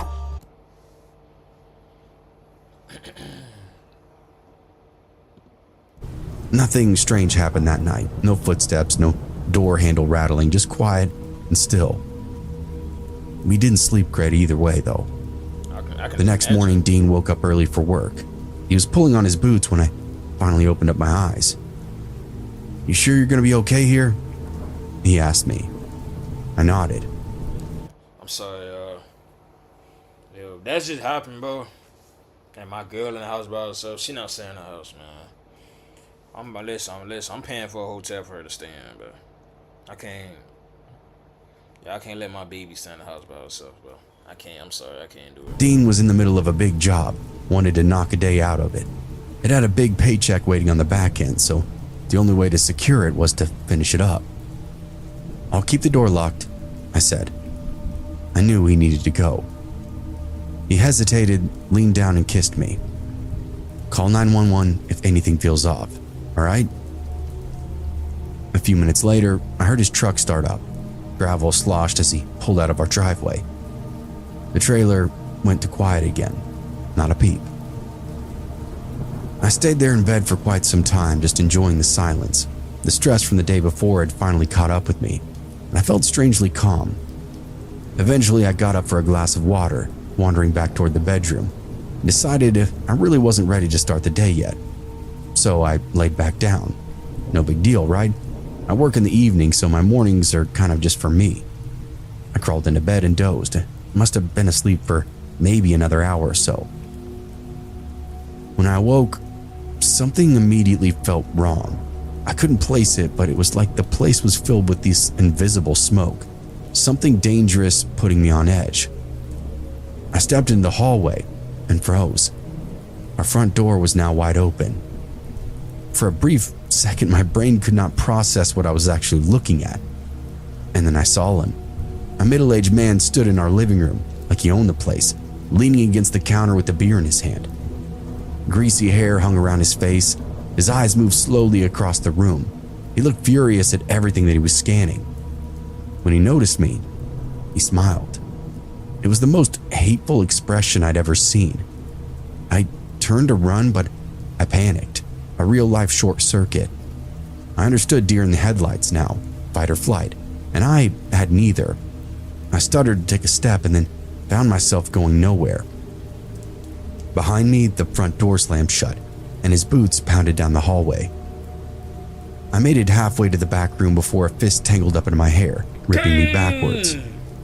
My head slammed up against the wall, hard as hell, and white stars quickly filled my vision. "Pretty little thing," he muttered. "Damn, real pretty, huh? You home alone? Little bombshell home alone?" He tore at my shirt, ripping it open while I screamed. He then dragged me into the bedroom, one ragged fist at a time, tearing at every part of me. He moved quickly, yanking up the closet, grabbing whatever he could find. Socks, neckties, anything he could find to bind. Within minutes, my hands and feet were tied painfully behind my back, and he shoved a sock into my mouth, then slapped me across the face. Mostly my ear, but it still made me see stars again. I went quiet and just begged him to stop. Then he left the room. All I could do was lie there crying while I tore through the house again. Drawers slamming, cabinets banging, things crashing onto the floor. Eventually, the footsteps came back down the hallway. Pfister stepped into the bedroom, sizing me up and down. "Look at that," he said quietly. "I bagged a good one. You're really here alone, huh?" He reached into the closet, pulled out Dean's belt. The first strike landed across my chest. Dang. The next one cracked across my neck. He used the leather end to whip me over and over. And then the buckle came down hard across my face, my eyes, my nose, my teeth, my scalp. Easily the worst beating of my life. Through blurred vision, the last thing I ever saw was Pfister standing over me, calmly unzipping his pants. What? No, you ain't gonna get it to me like this. You ain't gonna get it to me like this.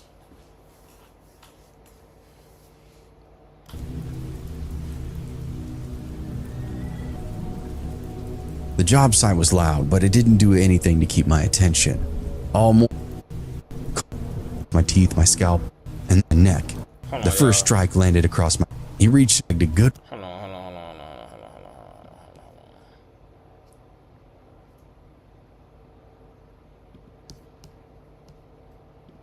One. You're really here alone, huh? He reached into the closet, pulled out Dean's belt. The first strike landed across my chest. The next one cracked across my neck. He used the leather end to whip me over and over. And then the buckle came down hard across my face, my eyes, my nose, my teeth, my scalp. Easily the worst beating of my life. Oh my goodness, man. Through blurred vision, the last thing I ever saw was Pfister standing over me, calmly unzipping his pants. What? No. No,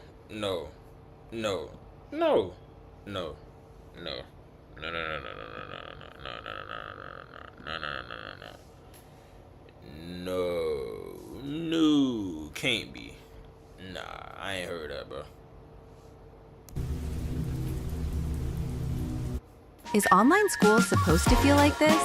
Since switching to K... Ain't no way, bro. Ain't no way I heard that. Ain't no way I heard that. The job site was loud, but it didn't do anything to keep my attention.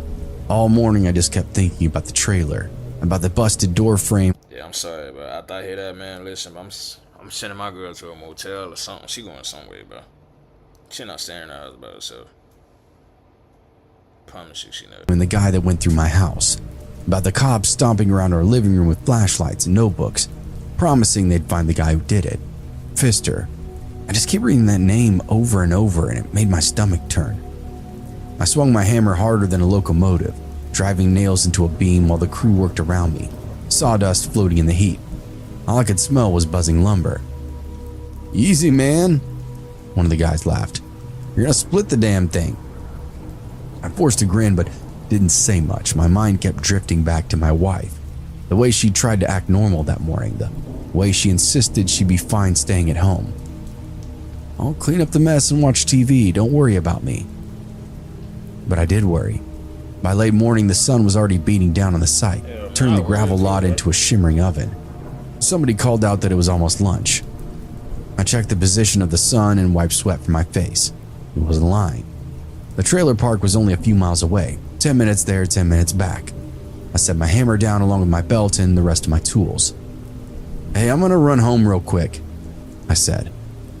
One of the guys looked over at me. Everything all right? Yeah, I said back. I'm just gonna grab lunch and then I'll be right back. He shrugged and went back to work. I climbed into my truck and pulled out onto the road. That drive back felt long, but I knew it was only because of what was in my head. I kept thinking about the broken stuff I'd had to fix, the scattered belongings, the feeling that somebody had touched every part of our personal lives. Pfister. I kept gripping that steering wheel like I was actually choking the daylights out of him. When I turned into the trailer park, everything looked normal. A couple of kids were riding their bikes in the entrance, a neighbor watering the flowers on her porch, dogs running batshit in every direction.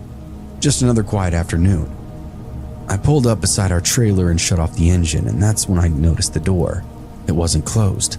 It sat slightly open, just a few inches off the frame, a flat bar open to my house. At first I figured maybe my wife had stepped outside, maybe she was behind the trailer messing with the garden or talking to one of the neighbors. I got out of the truck and closed the door quietly. The afternoon felt strangely still. No TV inside, no sounds of her moving around or anybody for that matter. Just the faint rustle of aluminum siding in the breeze. I stood there for a moment, just listening. Babe? I called out. Got nothing back. A cold knot was forming in my stomach, and I started toward the door. Dude, it's so scary. As I got closer, I could see the wood around the latch. Oh! Dang!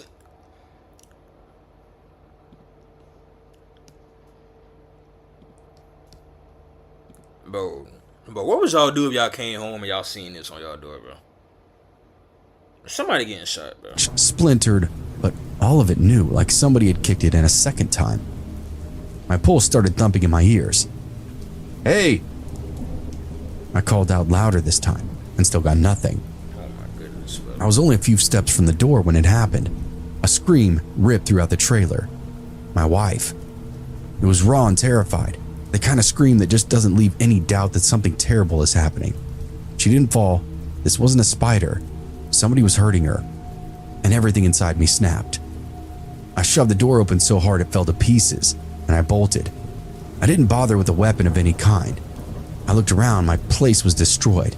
Coffee table was flipped over, chairs knocked down, drawers ripped out and scattered across the floor like somebody had dumped the whole house upside down. He got a Paris, bro. I shouted again, and another scream answered from the back bedroom. I followed the trail of wreckage down the hallway, stepping over broken picture frames and scattered clothes. The bedroom door was halfway open. I kicked it the rest of the way in. What I saw in front of me made the world go red. My wife was on the bed half naked, tied. A strip of cloth jammed into her mouth, and on top of her was Fister. The greasy bastard had really thought he still owned the place.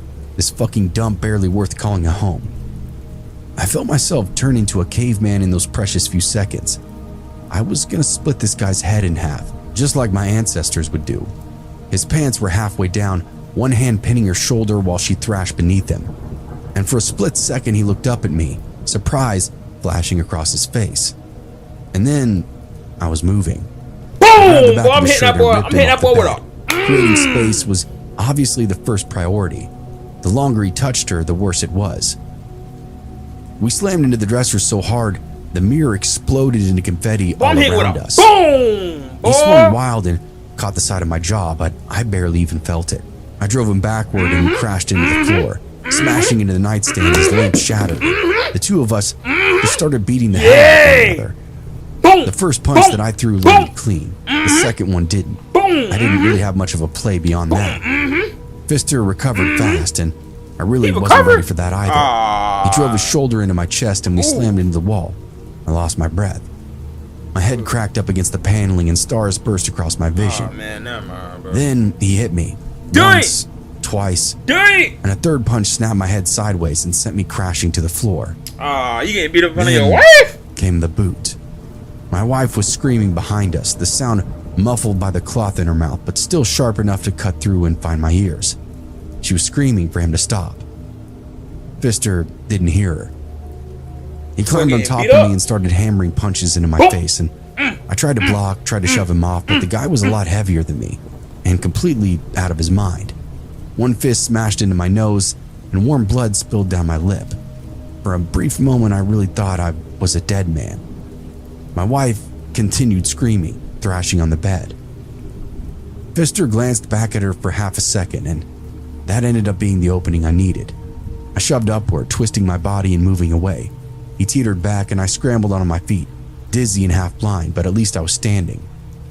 He rushed me again. I grabbed his shirt, shoved him backward with everything I had. We crashed into the front window of the bedroom, the big one with cheap thin glass, all of which exploded.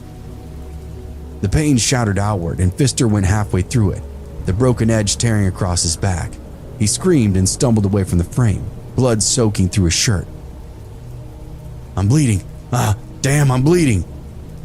I didn't wait. I ran for the closet, the pistol still inside the shoebox on the top shelf right where I kept it. Shot him?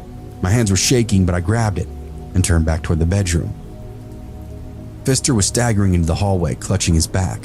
I closed the distance and swung. It didn't need to be outright murder. The pistol cracked across the back of his head with a dull thud. He reeled sideways, grabbing his face. Before he could recover, I shoved the barrel as far as I could into his ear. Don't fucking move. I shoved the barrel as far as I could in, grabbing the pistol. I closed the distance and He pistol whipping? I ain't mad at him. Fister was staggering into the hallway, clutching his back. I closed the distance and swung. It didn't need to be outright murder. The pistol cracked across the back of his head with a dull thud. He reeled sideways, grabbing his face. Before he could recover, I shoved the barrel as far as I could into his ear. Don't fucking move, I said. And for the first time, he looked back at me scared. We stared at one another for a second, and then he turned and ran. He bolted down the hallway, crashing through the living room, and blasted out of the front door into the woods behind the trailer park. course he ran. I stood there breathing hard, the pistol still raised. The hell just happened to my wife? To my house? She made a choking sound behind me. I dropped the gun and rushed over to her. Her wrists were tied behind her back, her ankles were bound together. I pulled the cloth from her mouth and she gasped out for air. Oh my God, Dean. It's okay, I said, working the knots loose. He's gone now. Once she was free, she wrapped her arms around me and couldn't stop weeping. I feel so bad. After a minute, I got up, locked the door as best I could, and ran to the neighbor's place, and they called the police. Cruisers arrived in just a few minutes. Officers moving through the trailer, tracking the But so you telling me y'all ain't heard all that commotion? Y'all ain't been called the police? Hell damage neighbors, before moving off into the forest. Hell neighbors, bro. My wife sat wrapped up in a blanket, stunned out of coherence. One of the officers knelt beside her. Did he assault you, ma'am? He asked. She wiped her eyes and shook her head. No, but he was going to, if Dean hadn't come home. Her voice broke. He was seconds away. Oh my goodness, bro. More tears after that. I was just so relieved to hear that he actually didn't assault her. Facts, bro. That's scary, bro. Not long after that, the officers started searching the woods behind the trailer park. Guns out, dogs, shotgun teams, a whole 9 yards. I think they found him about 30 minutes later. Pfister had made it maybe 400 yards before collapsing in the creek at the bottom of the hill. Heart attack. The ambulance loaded him up, but he ended up dying on the way to the hospital. It was such an utter shock, a bizarre ending to the whole ordeal, but it put us at peace, even gave us a little sense of justice. The dumb bastard killed himself. It took nearly a month to repair everything that he'd done to the trailer. New window, new door, half the furniture replaced, but after that, things were quiet again, and the house finally felt like it was actually ours. Boy, that's crazy. I ain't gonna lie to y'all, bro.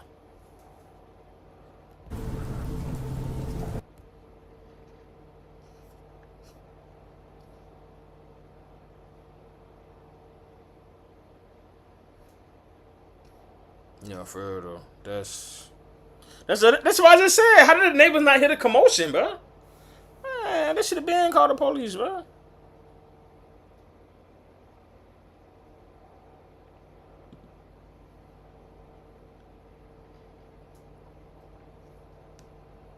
That's fat. It's that simple. Thank you. You do not leave your wife alone in the house with a broken door frame. Thank you. Thank you, bro. I'm telling you, I would have sent my wife to a hotel, bro. I would have sent my wife to a hotel until I got everything situated, bro. You putting her in jeopardy, bro. Now, what if you came home and you seen your wife's body in the pool of blood, bro? That simple. Come on, man.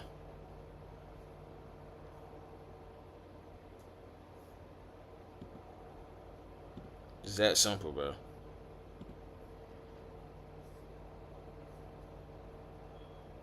Couldn't even. Then he lost the fight, bro. It's okay though, man. But dang, man.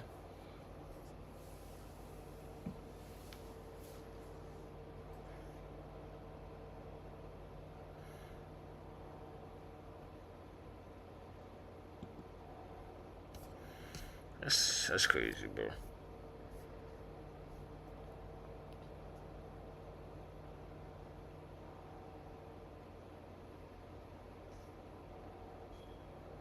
It's crazy. I ain't gonna lie to y'all, bro. Bro, is that my last song? Oh, that's hilarious.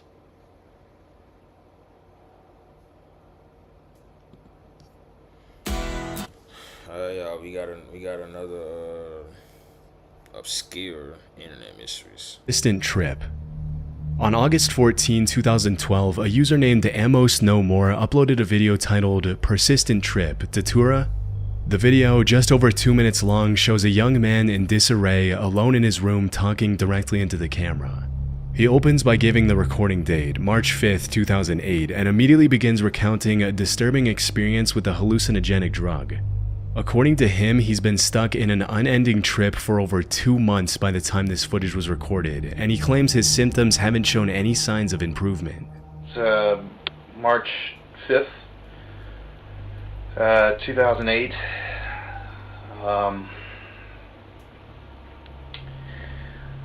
Don't seem to be coming down. It's been about 2 months. Been about 2 months. I can't really go out. I've been spending a lot of time in the basement. I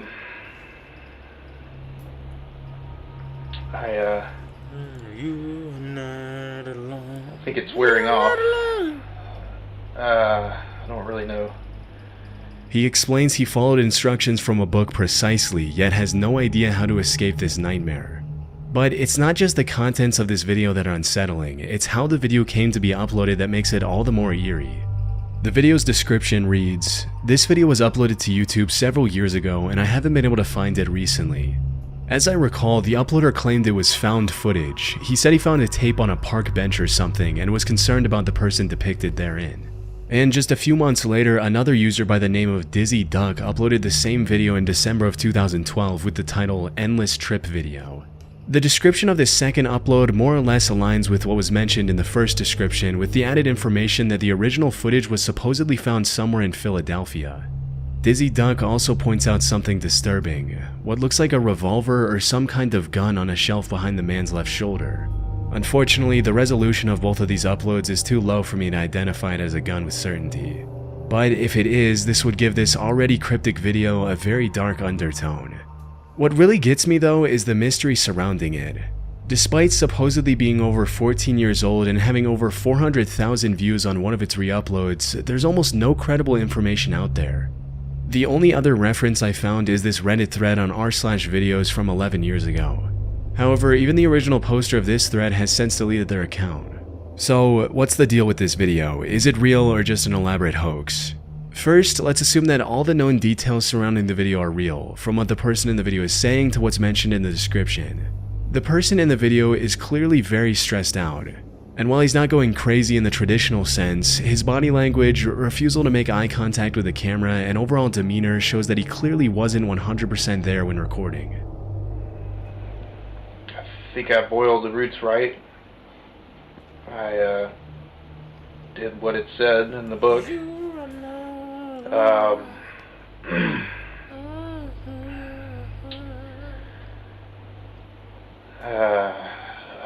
don't feel like I'm ever gonna come down. And it's not cool. Amos, in his re-upload, suggests the substance causing this bad trip might be datura, a highly toxic plant that can act as a hallucinogen in small doses. However, this is likely not the case for two major reasons. For starters, datura is a deliriant with the disturbing nickname of Devil's Trumpets. This is because the trips caused by datura are extremely painful and often lead to bizarre and violent behavior. The person who recorded this video is far too composed to be under the influence of such a strong substance. Secondly, he also talks about boiling some roots to prepare whatever drug he took. Datura, on the other hand, is usually consumed through its leaves or seeds, not the roots. I think a more likely substance he could have used is ayahuasca, which is traditionally made by boiling roots and has effects mild enough that someone could record a video while under its influence. However, regardless of whichever drug he used, tripping for 2 straight months is simply not possible, and here's why. Almost all drugs wear off as soon as they're metabolized or leave the body. Then there's also the question that if he's been down in the basement for 2 months, how is he getting food or making money? Considering these signs, it's likely that he was tripping, but not for 2 months, just a few hours. Many people in the comments of the original video have pointed to the phenomenon where a trip feels like it lasted for way longer than it actually did. Though another likely explanation could be mental illness as well.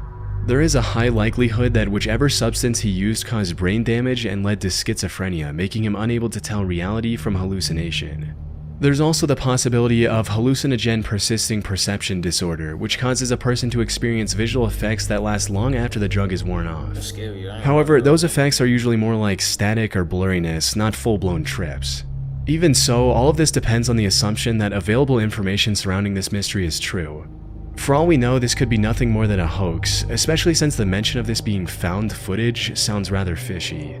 This whole thing could have been created by the uploader Amos No More for Internet Cloud. Dizzy Duck's re-upload could be just another move by Amos to build on the found footage storyline. But it's been over 12 years since this upload, and he hasn't done any follow-ups to capitalize on the few 100,000 views it's received. Of course, there's also a middle ground theory. Maybe the original video was real and the guy in it genuinely thought he was tripping for 2 months. Amos might have stumbled across the initial post before it disappeared and then decided to create a hoax based on it. Unfortunately, given the sparse amount of information I found, it's impossible to nail down the truth. In the off chance everything was real, I hope the person in the video found the help he needed and is doing much better today. I hope you're doing good too. Hi, I'm JT, and I'm. That sounds good. Yo, JT, what's good? My second time seeing you. How you been, my brother? Poorly Planned Comics. Poorly Planned Comics was a series of webcomics by a person named Jack Masters. Hey, who y'all favorite superhero is, man? What we talking about? You know what I'm saying? Who y'all favorite superhero is, bro? You feel me?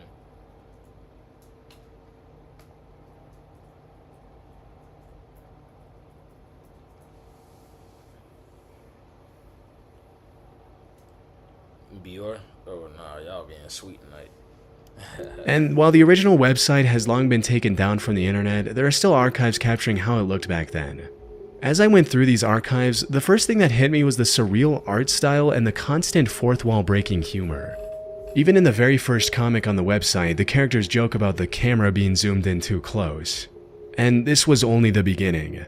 Over the course of their run, Jack published hundreds of comics featuring countless unique characters and mind-bending, maze-like storylines. The contents of these comics also ranged from bizarre to downright disturbing.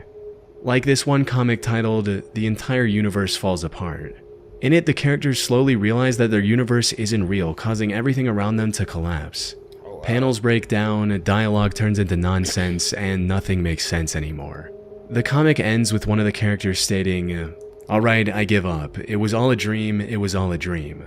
However, sandwiched between all this mysterious and chaotic artwork, there's a moment of pause where Jack includes something extremely introspective and philosophical. It reads, "The sad and obvious truth of the matter is that art, once formalized or mechanized, is no longer art, and the few arts that have not been formalized are now being mechanized. There is no mystery or talent required to create artistic beauty. And if a talentless person can do it, why should we give any regard to those who require talent to produce the same result? John may spend a week painting a tree, but Jane will take a photograph and then use a workshop program to make the picture appear painted. There is no visual art creation before the last century that modern technology would not have allowed a less talented person to make better and faster. Let us be realistic and assume this trend will continue. There is nothing we can do to avoid the solemn fact that Michelangelos are no longer needed." These kinds of intellectual reflections were sprinkled throughout his comics. However, the creation of these comics was abruptly cut short when Jack posted a strip simply titled, "The End." This was a final note from Jack before he ended his life, starting with the statement, "If you are reading this, I am dead." The rest of the comic listed his will for his various possessions, both physical and digital. Below the comic, there was also a personal reminder Jack had left for himself listing things he needed to do.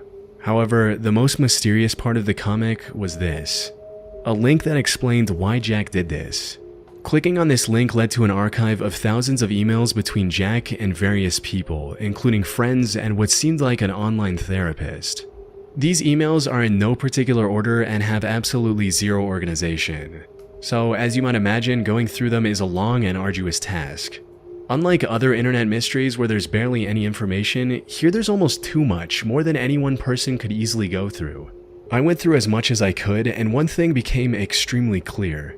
Jack was struggling with severe mental illness. That much was already clear from his comics, but going through these emails gave me a good idea of the exact illness Jack was dealing with. For starters, Jack had extreme schizophrenia, which led him to having extremely violent and disturbing thoughts. In one of his emails, he stated, "I'm full of seething, boiling hatred pain, and the only reason I'm not going out killing people right now is that I'm lucid enough not to want to deal with the consequences of such behavior." In addition to this, Jack also had dissociative identity disorder, or DID for short. This is evident from his constant mentions of a person named Susie, which he referred to as his best friend and better companion than no one. But I'm certain Susie is not a real person because in one email, Jack mentions how he feels something slipping away and Susie taking control.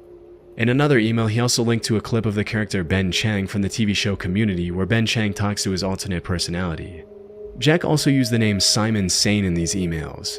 Looking up this name online, I found a YouTube channel with a 4+ hour stream of him talking to himself in 2 different voices while tripping on LSD. Don't do it. That's my advice, everyone. Don't be polite. It was pretty much confirmed by the comment that first brought this mystery to light in the first place. In December 2016, someone on r/AskReddit asked about the creepiest things on the internet. In response to this, a user named Jess248 posted a link to the original Poorly Planned Comics website and also shared a personal anecdote about Jack, stating, "Might not be the creepiest, but I can handle a lot of disturbing things. This one got to me. A childhood friend of my husband's. The guy was insanely brilliant, literally. Husband lost touch over the years. These were his comics. The very last one was his self-assassination note. They had the memorial at his condo. He had blocked out all the windows and wrote in Sharpie all over the walls. It was his breakdown, trying to find meaning before he took his life. One of the most heartbreaking things I've ever seen. And while everything that I've covered so far might seem like a lot, it's only the tip of the iceberg when it comes to the amount of comics, emails, and videos Jack left behind. Not to mention things that aren't explicitly stated in his work, like his obsession with the 1985 book called Maze. Maybe one day, people on the internet will finally comb through everything and complete Jack's story.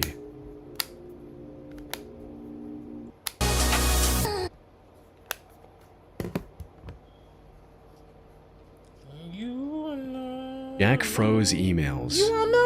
In November of 2011, Tim Hart was sitting on his couch surfing the web on his laptop when out of nowhere he received a mysterious email that left him in complete disbelief. The email read, "I'm watching. Did you hear me? I'm at your house. Clean your attic." Now, receiving an email like this would make most people think that they were either the target of a prank or had a stalker lurking nearby.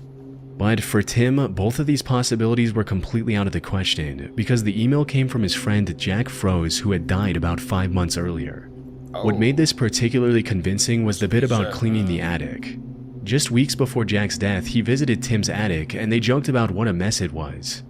And while Tim was still trying to figure things out, Jack's cousin, Jimmy McGraw, also received an email from Jack a few days later. However, this one was even more mysterious than the last one, reading, "Hey Jim, how you doing? I knew you were gonna break your ankle, tried to warn you. Gotta be careful. Tell Rock for me. Great song, huh? You're welcome." Couldn't get through to him, his email didn't work.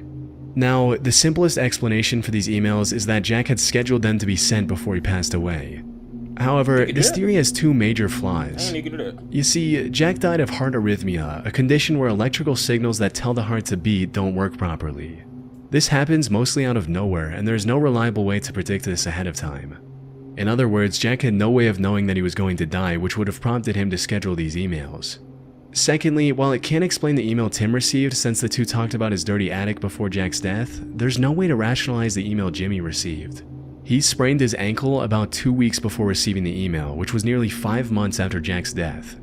So, unless Jack had the superpower of future sight, he couldn't have possibly predicted such an unlikely event for his scheduled email. This leads us to the second theory, one that the recipients themselves preferred to believe, that this was Jack's reaching out to them one last time from beyond the grave. I would like to say Jack sent it, just because I look at it as he's gone, but he's still trying to connect with me and still trying to tell me things to That could be true. move along and feel better.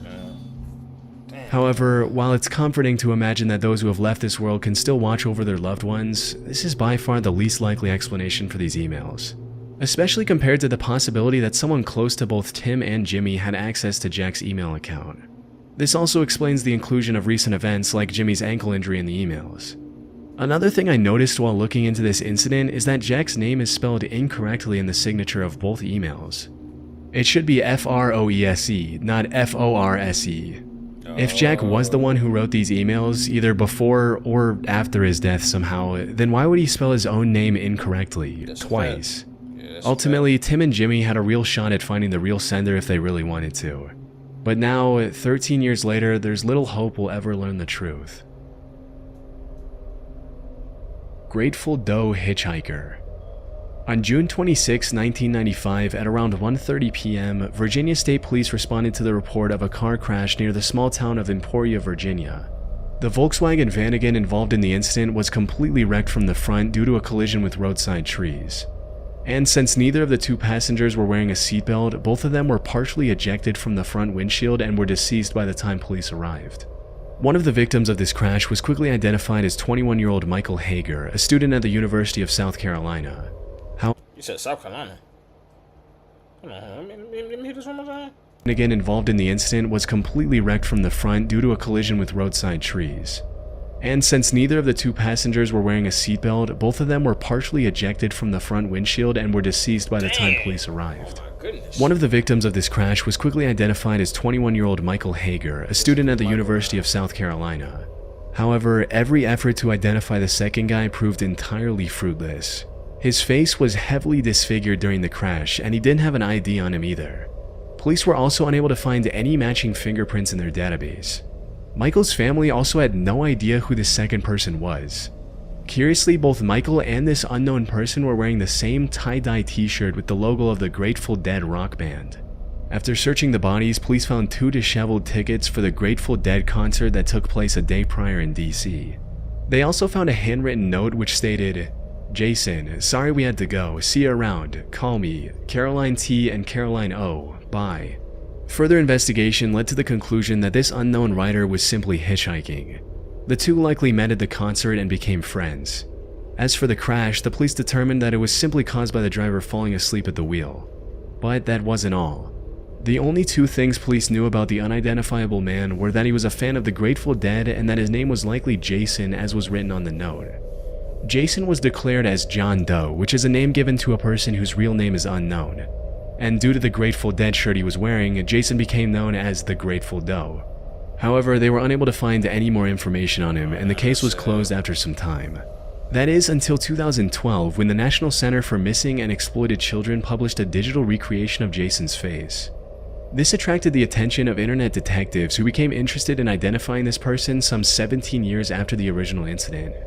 A notable person who got involved in the case was the Reddit user Zombie Gray. Zombie began scouring the internet for any useful information they could find, and also founded a subreddit solely dedicated to finding the real identity of Jason. Zombie also created this missing person poster of sorts for Jason, which included all of the available information as well as a link to contact Zombie. The poster had a catchy title which read, "Can you help give him back his name?" Surprisingly, this poster went super viral across all social media sites and finally led to a breakthrough. A while after the poster was published, a man named Steve contacted Zombie and claimed that he knew who Jason was. According to Steve, his full name was Jason Callahan. Now the only thing left to find was any living family members of Jason. Fortunately, that didn't take long. In January of 2015, the following was posted after seeing the missing person poster on Facebook.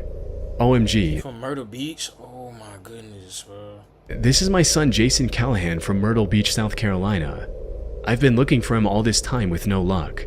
Today, my other son saw this Facebook page, and after all the years of praying for him to just call me or come home. Apparently, Jason had left his home when he turned 18 and was traveling around the country on his own. All this time, his mother thought that Jason was dodging her calls and simply didn't want to return home. With that, after 2 decades, one of the most mysterious John Doe cases was solved. Though it is sad to think about his mother, who thought that her son was alive, only to learn about his death through the internet 20 years later. Nah, that's scary, bro. Oh my goodness. I can't imagine going to that as a parent, bro. Rest in peace, my dogs, man. Dang, bro. Indianapolis wrecking ball theft. In the 1970s, newspapers in the Indianapolis region reported the most bizarre theft. Someone had apparently stolen an entire wrecking ball without getting caught. This became a big mystery at the time, and it's still a mystery today, nearly 50 years later. So, what happened? How could something as massive and heavy as a wrecking ball vanish overnight? Before we get to that, it's important to mention that the facts surrounding this mysterious theft are very inconsistent. Some sources claim that the ball was 5 tons and 200 feet in the air. Other sources say that the ball was only half that weight at 2.5 tons. There's also a mystery surrounding the date of when this event happened. A newspaper report I found on the incident was from July of 1973. However, a Redditor found the mention of this mystery in a book which listed the date as 1974 instead. This book also listed the weight as 2.5 tons instead of the 5 tons mentioned in the newspaper, adding further confusion. This might not sound like a big deal, but a difference of 2.5 tons can make a wrecking ball much easier to steal with a truck and a well thought out plan. The bigger question, however, is why? As the 1973 newspaper states, I can't figure out what someone would do with a 5-ton metal ball. Well, there are a few prevalent theories online. One of these theories speculates that this was the work of a rival company, which is just cartoonishly evil enough to be true. But the thing is, melting the wrecking ball to sell the steel would have been too expensive, and it's highly unlikely that they had a crane lying around to use with the stolen wrecking ball. So, if this theory is true, the only plausible explanation is that they stole the ball to slow down their rival's work and cause financial That's what I'm saying. How can you even steal that? That's why I'm so confused. trouble. This also checks out since, according to the 1973 newspaper article, the ball was stolen during a demolition job. That said, there's also another theory that is also a bit out there, but can make perfect sense if we had more information regarding the finances of the company the ball was stolen from. According to this theory, the company stole its own wrecking ball and hid it somewhere as a form of insurance fraud. Also, while researching this topic, I Insurance fraud is insane, bro. came across a similar incident that That's happened in insane. Dallas, Texas in 1978. If the wrecking ball theft in Indianapolis was truly for insurance fraud, maybe a demolition business owner in Dallas saw its success and decided to do the same. Overall, because this happened so long ago and there's very inconsistent information on it, we'll likely never know what happened to this disappearing wrecking ball. I ain't gonna lie, bro. Insurance fraud is crazy, bro. How y'all feel about that, bro? Alright, I know we gotta read the comment before we go to the next video, bro.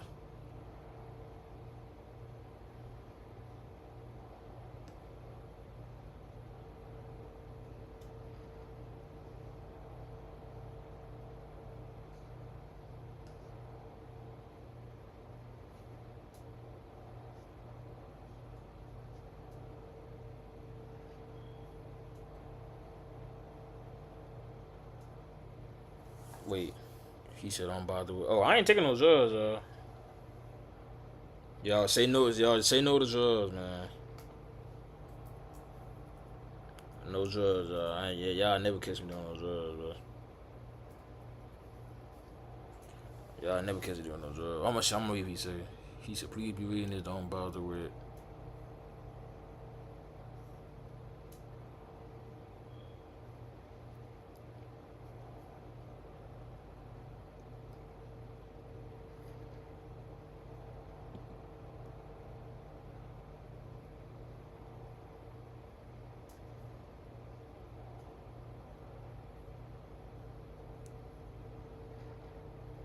He still in the psychic ward? Telling you y'all, but you only got one mind, but you have to protect your mind, bro. You got one mind, man. That's why I don't do nothing that can mess my mind. I love my mind too much, man. I love my body too much.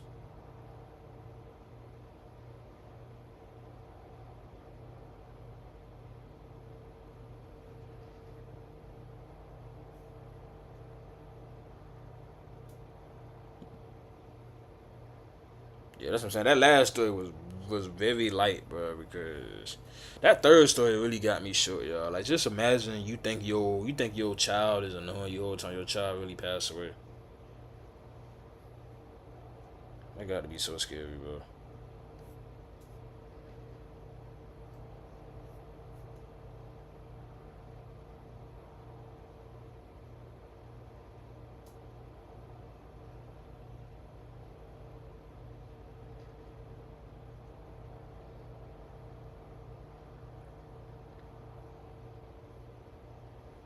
Dang, these stories, y'all. This is why you don't do drugs. Look, read these stories, bro. Oh,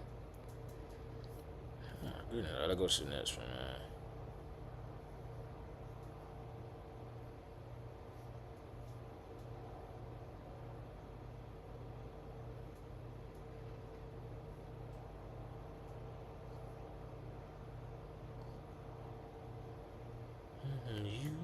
You and I alone.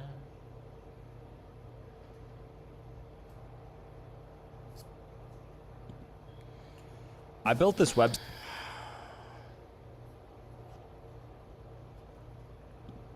Anuncio Inteligente.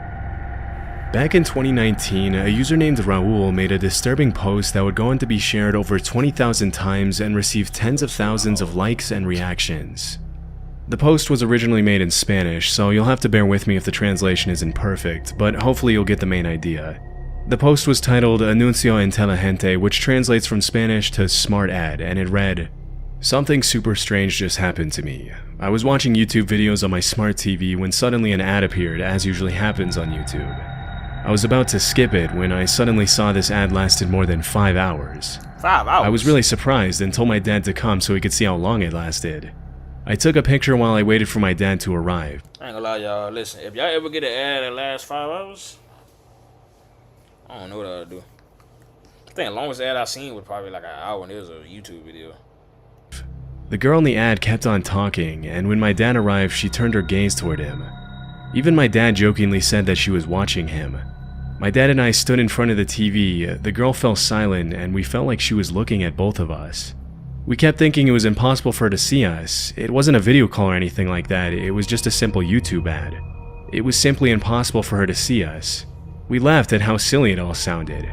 The girl kept on talking, but suddenly she got closer to the screen and we started to feel a bit scared and uncomfortable.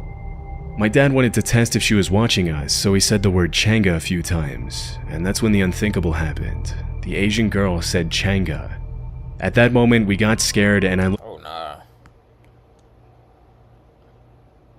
Nope. looked for the remote to skip the ad. My dad and I decided that we were very tired. It had been a long and tiring day, but we still couldn't ignore what had happened, so we turned off the TV.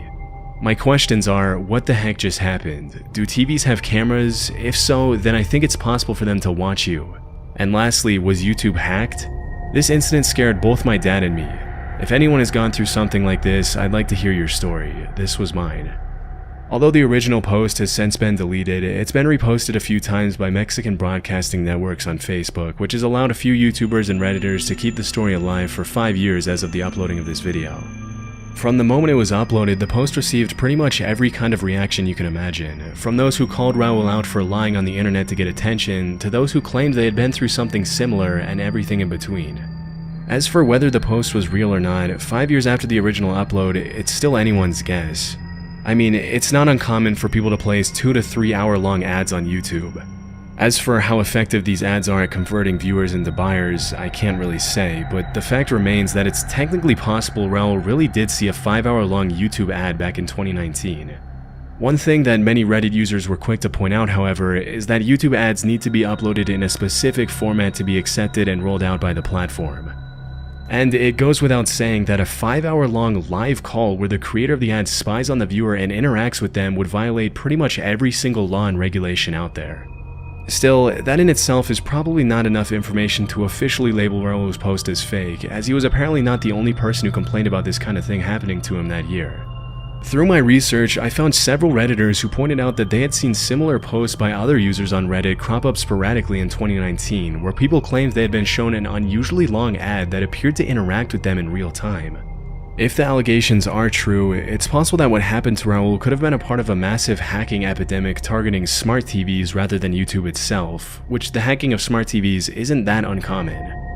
It's actually not that hard for a hacker to gain access to your smart TV's microphone and camera through certain malware, which is why if you look deep enough online, you'll find literally hundreds of complaints by users who claimed they were spied on through their smart TVs. Disturbingly, some users have even mentioned that hackers have blackmailed them through their smart TV, threatening to expose private footage of them to the world if they don't comply with their demands. But coming back to this smart ad story, this also doesn't necessarily mean that the post was real, and to this day, hundreds of Redditors have assumed that Raul was probably just straight up lying for clicks and attention. Unfortunately, because the post and so many of the original comments have been deleted, we'll likely never know. Do what? Portishead is a trip-hop band from Bristol, UK that was formed back in the 90s. Some of their music videos on YouTube have gone pretty viral, with one of them even getting close to 40 million views since it was uploaded in 2016. But over the years, there's been one particular music video that's become the subject of a ton of speculation and drama on YouTube and Reddit, and probably not for the reasons you might think. The music video in question is for the song titled Only You, and at first glance, there's nothing too different than what you'd probably expect from a band of this genre. But if you scroll down far enough into the comments section, you'll find something a little strange. A user named Do What made thousands upon thousands of comments on this single video over several months starting in December 2018. Sometimes Do What would comment hundreds of times in a single day. What immediately comes off as weird is that most of the user's comments appear to be random, angry rants directed toward a particular person or group of people. Sometimes it even looks like he's having a long, drawn-out conversation with himself through a YouTube comment section. I can't include some of the comments because they get pretty explicit, but you can probably get the idea just by looking at a few of them. One of them reads, "Heaven, yeah sure, and yet you still left me here. Well, you won't be going back and I sure as hell won't take you there." Another one reads, "Nothing you say or have said means a damn thing when you spoiled evil demons live the way you do, period."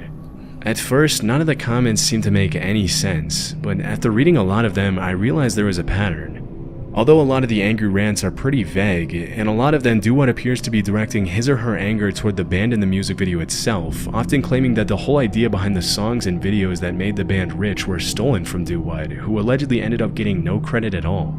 Again, I can't include those due to the language, but some have suggested that this is the main reason why the user chose this particular video to dump thousands and thousands of angry comments on. As you can probably guess, a lot of people have tried to interact with Do What over the years, leading to some pretty disturbing conversations in which the commenter claims he's some sort of interdimensional being with the ability to speak to people on different timelines, or something like that. Even though most of his comments are pretty difficult to understand, in a few of them, Do What has repeatedly claimed to be a female living in a homeless shelter and to be receiving messages from some sort of godlike creature who is guiding her to save humanity from destruction or something. Due to how often Do What was posting back in 2018 and 2019, many people have suggested that the only way it's possible for so many comments to be coming from a single account is if Do What was a bot. But others have claimed that because Do What has edited their comments, the bot theory might not be the answer. As hard as it is to believe, everything seems to point to the fact that every single one of these comments was written individually by a real person, which has made a lot of people suggest that the user might be suffering from a pretty severe mental illness, or was simply looking for attention online and willing to go to extreme lengths to get it. But for why, we don't know. Other people have speculated that the whole Do What mess was perhaps the band Portishead's attempt to bring more attention to their music video through an alternate reality game or ARG, but because Do What started posting comments on the video more than 3 years after it was uploaded, this is pretty unlikely. If this was an ARG, then it's brilliant because obviously it did its job. After posting threads upon threads of aggressive, rambling comments, Do What's original account was taken down a few months later, but the comments section on Portishead's video didn't get any less strange after that. Shortly after Do What went quiet, other accounts started cropping up and posting a ton of angry comments in the same tone and style as Do What. But because most of them only posted 20 to 30 times in total, whereas Do What usually posted a few dozen times a day, it's likely that these new accounts were just copycats trying to get attention. A couple of the newer accounts though, namely Tracy-PV5CL and MebWhatever5413 are suspected to belong to the original Do What. Still, after so many years and so many comments, it's unlikely we'll find a solid answer to what the purpose of all this is. There's too much going on, y'all. I'm so serious. Sad Satan. In 2015, a channel by the name of Obscure Horror Corner uploaded a series of videos featuring a playthrough of a horror game called Sad Satan that up until that point was never heard of before. The game itself is very strange, with a first-person character walking down dark, narrow hallways while some distorted audio plays in the background. At random points throughout the game, the player's screen gets invaded by random images, and overall it's a pretty dark and hard to understand game. In the months following the original uploads, the videos started gaining quite a bit of popularity, until eventually the blog and gaming reviews website Kotaku decided to interview the owner of the Obscure Horror Corner channel. In the interview, the channel owner mentioned that he first came across the game when an anonymous user provided him with a download link, which had allegedly come from the dark web. Shortly after, the owner of the Obscure Horror Corner's YouTube channel provided the download link to the Sad Satan game in a Reddit thread. I ain't gonna lie, you click that, but something wrong too. I ain't clicking that. I ain't clicking that. I ain't playing no game called Sad. What? I'm not playing that, yo. That's I'm not listening, bro. I'm not clicking that, bro. However, several Redditors immediately called him out for providing a fake link, after which he claimed he gave away a fake link because he didn't want to be responsible for the real game being played by anyone, as it supposedly contained some very violent, dark, illegal, and disturbing images. While this was all happening, an anonymous 4chan user claiming to be the guy who gave the original Sad Satan link to Obscure Horror Corner revealed what he claimed was the original download link on the post. Disturbingly, this version of the game was stuffed with illegal, graphic content, gruesome gore, and viruses that allegedly made people's computers behave oddly and eventually crash permanently. Unfortunately, many users fell into the trap and apparently messed up their computers beyond repair. That's what I'm saying, like, why would y'all click a link to a, you know what, I ain't gonna say that, yeah, let's keep pushing. After the two links were spread everywhere online, a lot of people were left wondering where the footage from Obscure Horror Corner's channel had even come from in the first place. The most widely accepted theory nowadays is that Obscure Horror Corner probably made the game himself to bring more attention to his channel, and that the 4chan user made a corrupted copy to distribute illegal graphic material and mess up people's computers for no reason. It goes without saying that the illegal images the 4chan user included in the corrupted version of the game could have easily come from the dark web, as they would quickly get taken down if they were posted anywhere on the surface web. If you're going to go searching around the internet for more information on this rabbit hole, all I can say is whatever you do, do not click on any download links on random online forums. Yeah, it's just common sense there. Intelsat 708, February 15, 1996. Back in the 90s, an American company named Space Systems Loral built a state-of-the-art telecommunications satellite named Intelsat 708, which contained some pretty sophisticated and sensitive communications and encryption technology. After it was built, the satellite was transported to China to be launched in 1996. During the launch preparations, it was agreed between the US and Chinese governments that Intelsat 708 would be launched into orbit from the Xichang Satellite Launch Center using China's Long March 3B launch vehicle, which was one of the world's most powerful rockets back then. It was also agreed that the launch would be broadcast live in the US. Just a little before 3 a.m. on February 15, 1996, the satellite was launched, and what happened next was nothing short of a tragedy. Just 2 seconds after the launch, the satellite started veering horizontally, taking a completely different trajectory than it was supposed to. A few seconds later, the rocket crashed in a residential area where many of the launch center's employees and other civilians lived. Shockingly, the crash caused an explosion that was reported to be equivalent to around 50 tons of TNT. Immediately, the Chinese military and members of the Loral security team were deployed to the crash site, and this is where things started to get a little weird. According to eyewitnesses, the Chinese military roped off the area immediately and didn't allow any Americans to approach the site until much later. In the aftermath of the crash, official figures in Chinese newspapers alleged that despite the massive explosion, only 6 people had died and 57 had been wounded, claiming that the death toll had been pretty limited because most of the people had been evacuated from the area before the launch. Still, based on the sheer amount of destruction, this death toll has always seemed unlikely to the US government, which suspected the Chinese military of cleaning out the crash site to hide the true death toll and to recover the satellite's sensitive encryption and communications technology. After American members of the Loral security team were finally allowed to comb the crash site, many of them returned home complaining of bulging eyes and splitting headaches caused by the toxic fumes released by the explosion. Despite the large-scale impact of these events, it's one of the lesser-known tragedies, likely due to the massive cover-up by the Chinese government. One of the only recordings left of it was uploaded to YouTube by a user named Fred V and has received only around 170,000 views since 2019. In the video, you can see the crazy amount of destruction caused by the crash in the village of Maolin, with both American and Chinese voices narrating the damage. Strangely, at the end of the footage, the entire video takes a weird turn where you can see a clip of a woman who says her name is Janet Ship, and that in order to help her viewers prepare for their trip to China, she's going to ask a few simple multiple choice questions. Hi, I'm Melissa. I ain't gonna lie, I don't want to hear that, bro. Don't play it. I'm about to skip it so quick, bro. No, I don't want to hear it, bro. Hello, my name is of a creature that uses speed. Be a combination of clips online for the quiz at the end of the crash video. It's all just a really weird combination of clips.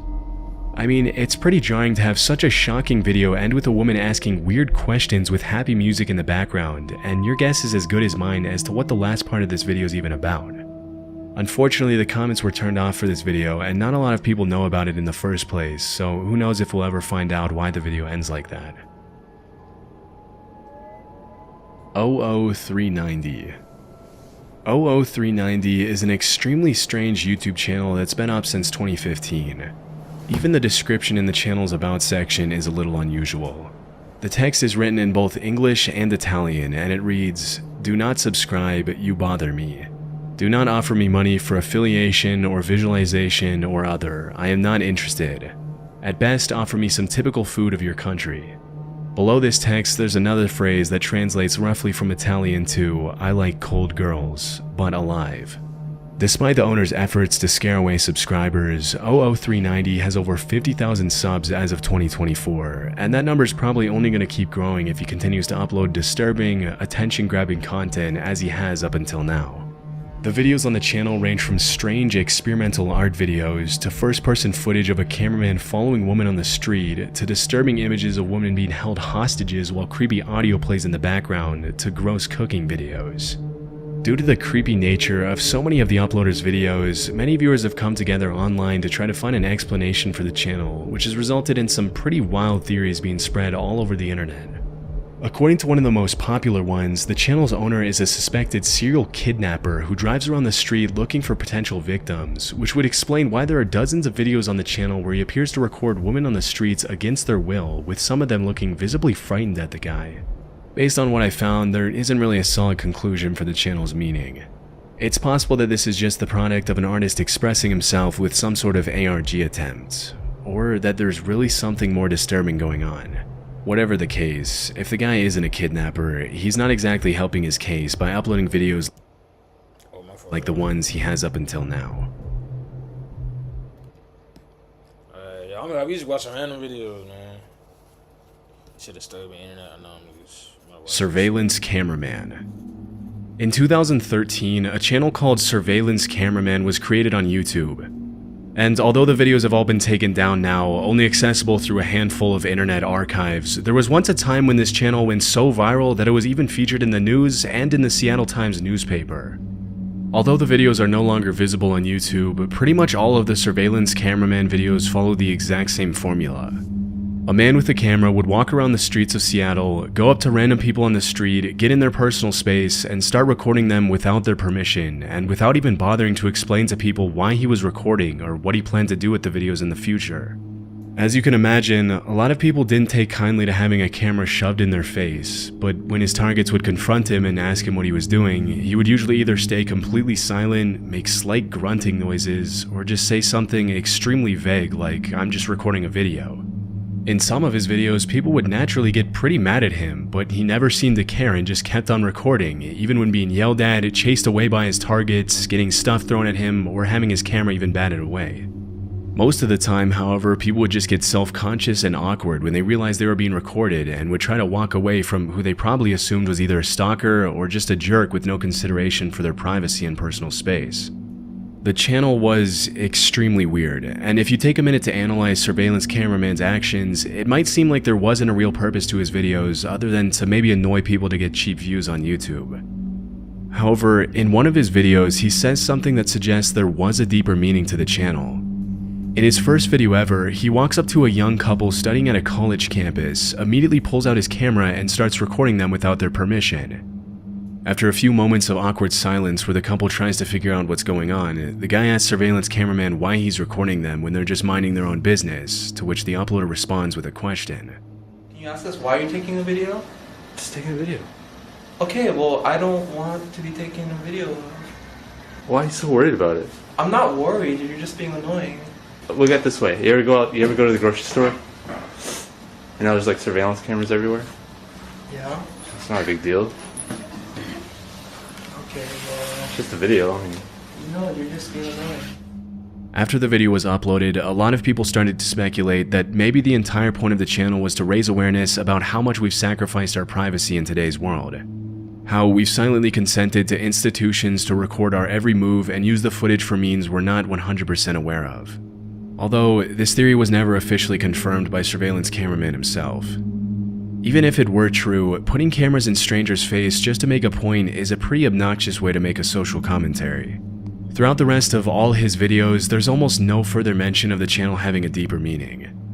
Shortly after the channel was created, a local Seattle news station even made a report on Surveillance Cameraman, heavily leaning into the possibility that the channel was created to comment on a social issue. Shortly after, the Seattle Times even published an article about how the uploader's actions were making a lot of people question the meaning of privacy in the 21st century. Still, because YouTube pretty much wiped the entire channel's videos, it's hard to know the real motivation in recording random people on the street and posting it to YouTube. Excuse me, sir, how old?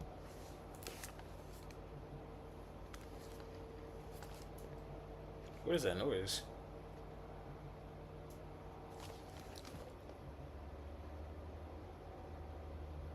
I don't know what that noise is. How old were you when you made your first million? What is this for? We're trying to get advice for the younger...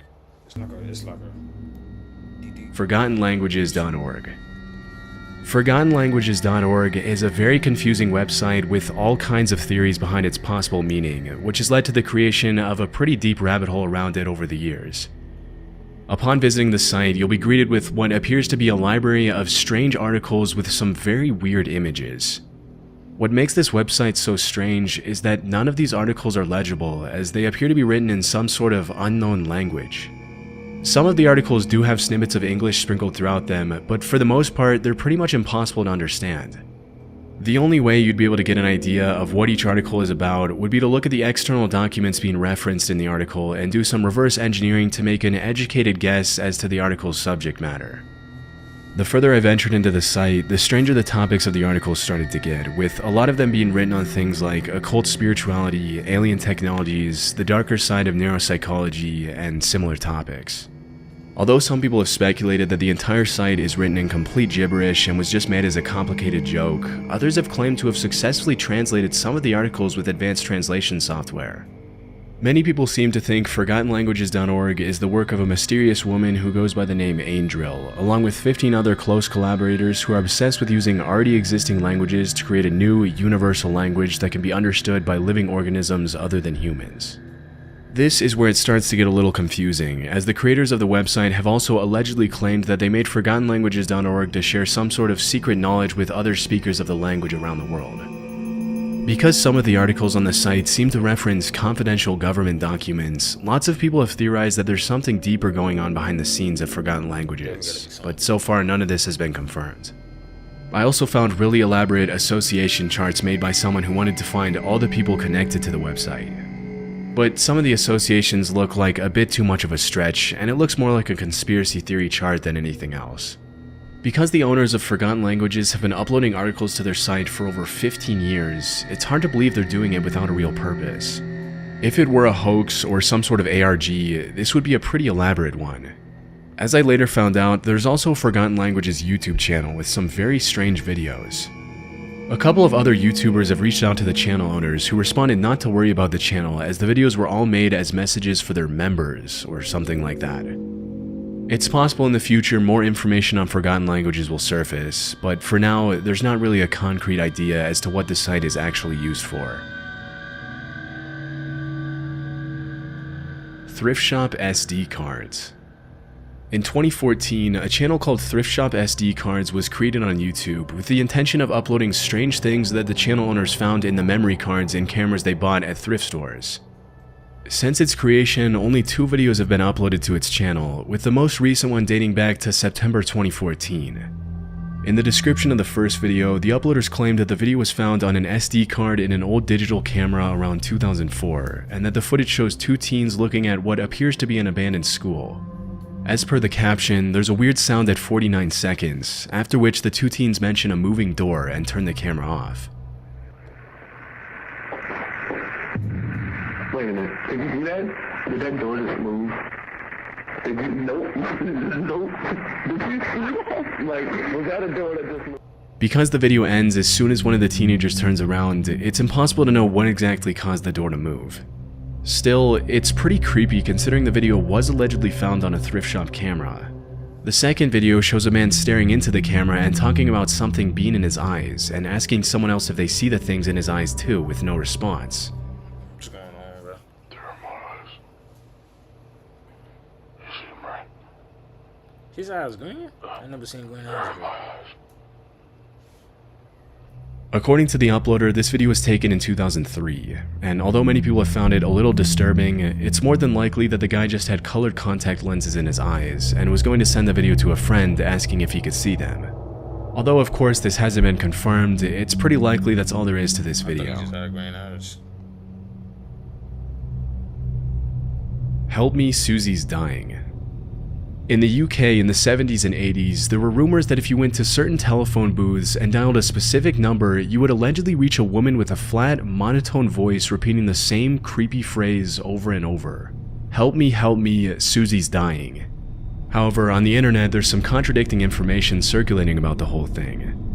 Many people disagree on the exact number you'd have to dial to reach the disturbing voice, and what the exact message you'd hear was, but the common consensus was that the number was simply 202020 or a similar combination of 2s and 0s.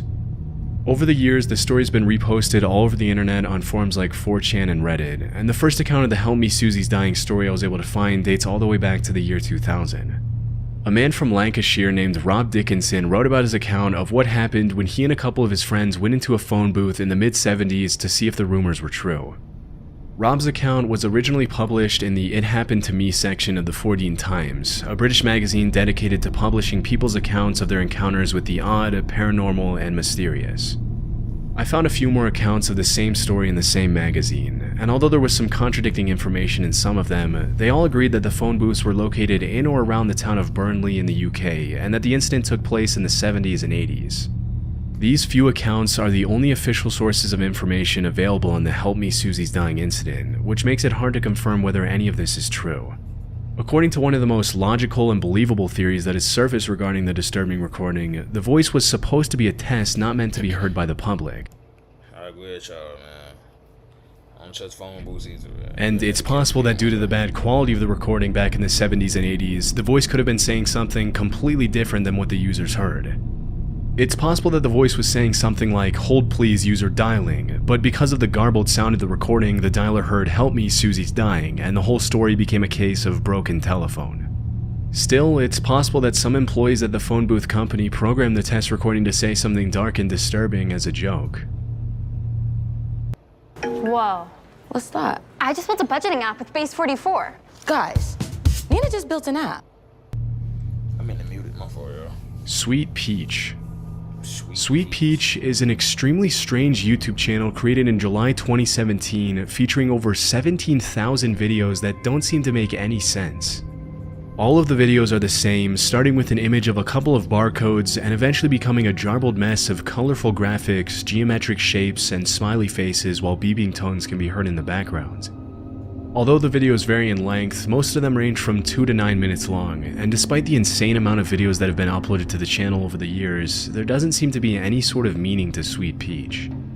Many people have come up with all kinds of theories to explain the channel's purpose, but it seems the channel is most similar to another channel called WebDriver Torso.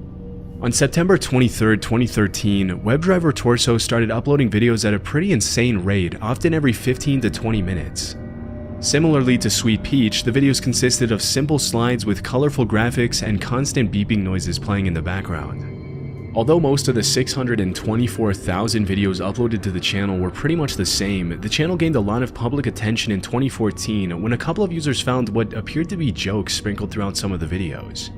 As the videos gained attention online, YouTube eventually admitted that the channel had been created by their performance engineers as an internal testing tool for visuals and audio, and in 2017, WebDriver Torso stopped posting videos at the same crazy fast rate.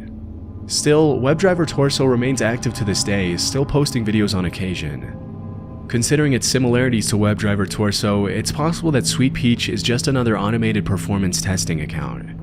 Otherwise, I can't really think of a good reason to have a channel like this.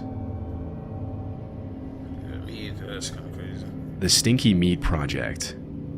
StinkyMeat.net is probably one of the strangest, most disgusting websites hidden in the corners of the internet.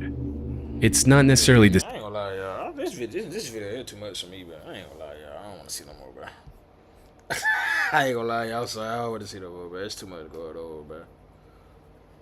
I know this is Scary Sunday, bro. I don't want to see that, bro. Well, I watch another animated video, bro. I ain't gonna lie. It's too much for me, bro.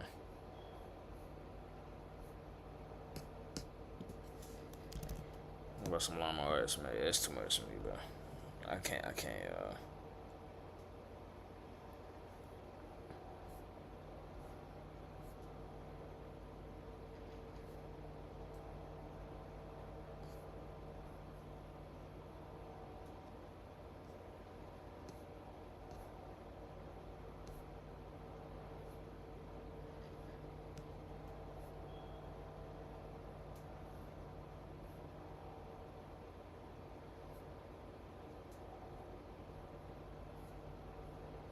Let's say watch again. I ain't watching it again.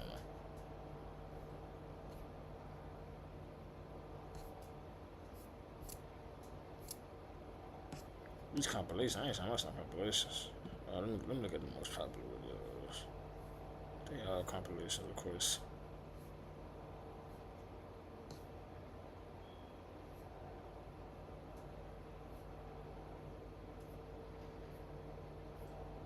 I ain't gonna lie, I think you watch most of these videos.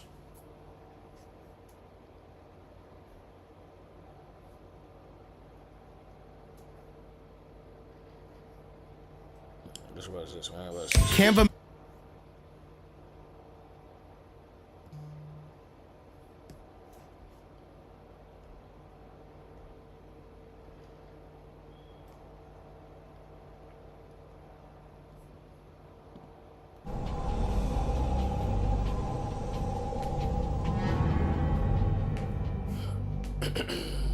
I'll never forget this night.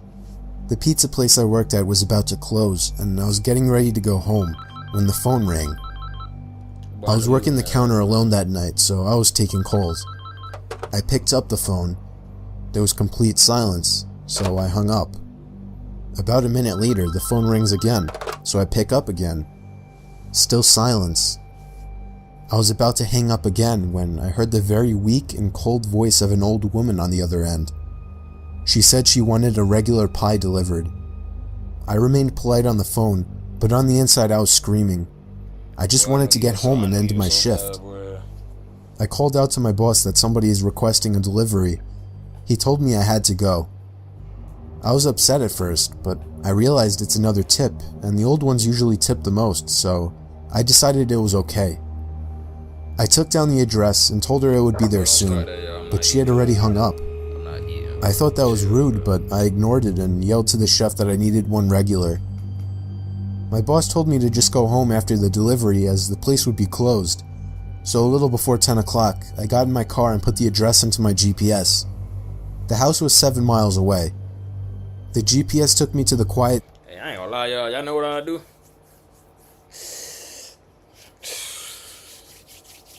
That pie that he making, the boss, so I can go home after that. Y'all know what I'm doing? I'm taking the pizza home with me and I'm eating it, y'all. You know what I'm saying? Man, what? I'm telling y'all this is what I do it.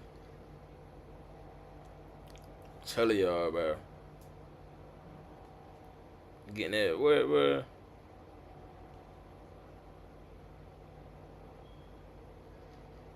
I'm telling y'all, but that's what I'm side of town. I arrived to the house. It was a small, one-floor house on a very quiet and empty block. I took the pizza and walked up to the door and rang the doorbell. There were no lights on in the house. I hoped that she hadn't given me the wrong address. I rang the doorbell again. There was still no answer. See? I thought I ran the doorbell 2 times, but I'm going home, bro. I'm going home. I ain't got time for that, bro. I'm going home, bro. I was about to give up when I turned my head and saw somebody standing at the window. I got a little freaked out and backed up at first, but I eventually got closer to the window to see the person. It was an old woman, probably in her late 70s. She was just staring at me with a blank expression. I'm taking that piece with me. I yelled to her through the glass that I had her pizza. She didn't react to what I said, so I screamed it louder. A big smile ran across her face. Not a pleasant, genuine smile. It was a smile that sent chills down my spine. I still remember that exact face she made through the window. I'm going home, that piece. I decided that I was freaked out enough and got back to my car and set the pizza in the passenger seat. I had to text my boss about this. I shot him a quick text and started my car, ready to get the hell away. I looked to my right to get one more look, to see the woman standing right outside my passenger side window, giving me the same stare she had given me before. I put my car in drive and floored it down the street, not looking back. My boss never made me do a late night delivery again.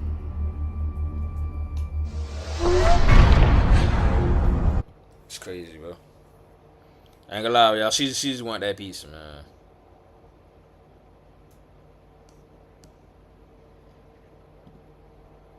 But somebody dropped 4 pieces on the ground. Somebody said when I'm old, I would've scared kids like that. Yo, y'all funny, bro.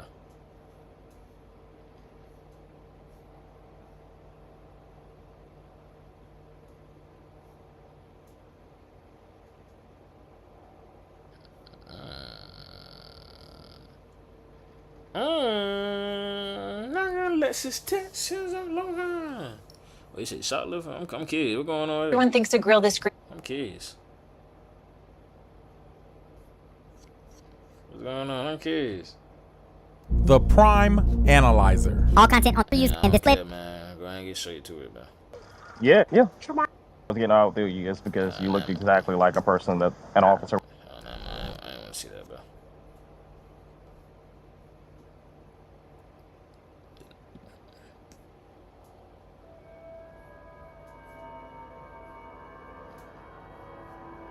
The boy got a Llama's plushie. I might gotta get one. I played for the volleyball team, and every year we would go to a camp and do volunteer work for this guy. The camp was in the middle of nowhere. When we got to the camp, we immediately started to work until 8 p.m. This was around October, so it was already dark at 8. My 2 friends and I were sitting around the fire, trying to figure out something we could do so we weren't so bored.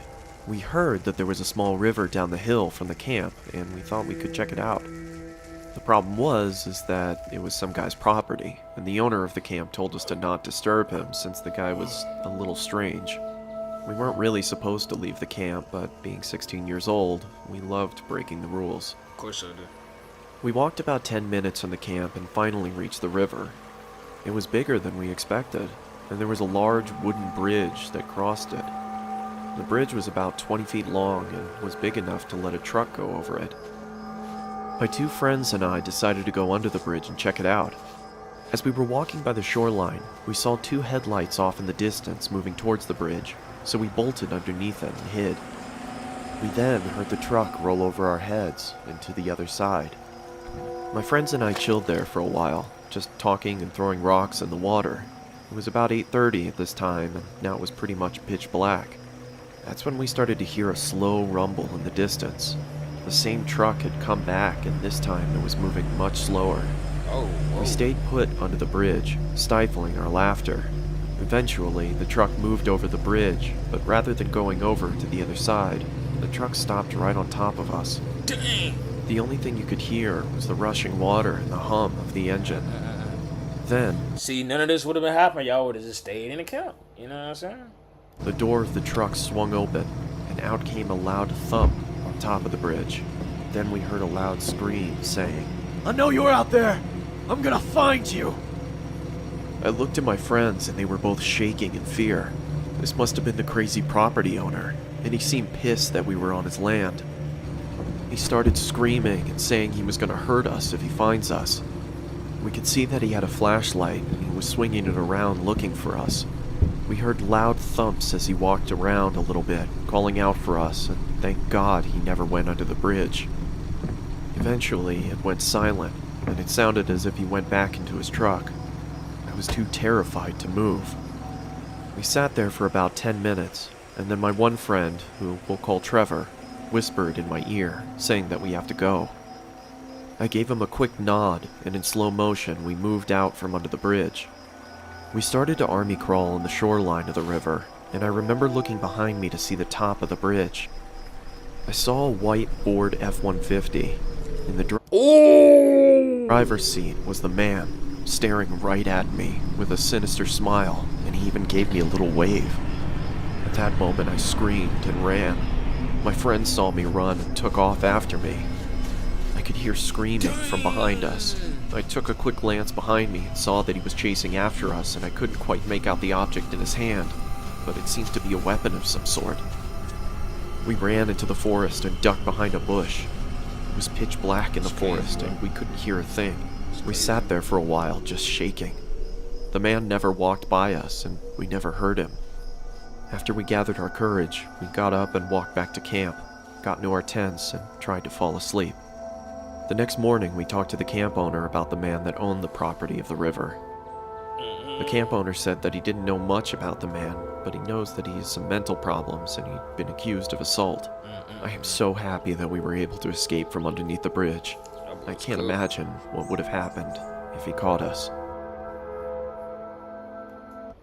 I don't know what happened either, man. I ain't gonna lie to you, but I'm glad y'all boys ain't got, you know what I'm saying?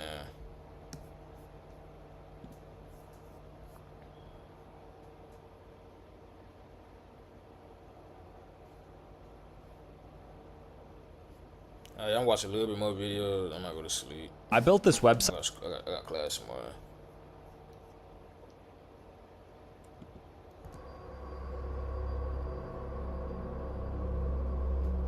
It was an early morning.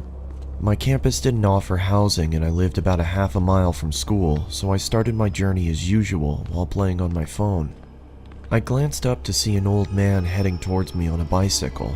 Normally, I'd step aside to let bikers and skaters pass, but he braked instead. I stopped too, wondering if there was something wrong. He walked up to me and said, "Don't worry, I'm not gonna hurt you." I felt chills instantly. I didn't know what to think.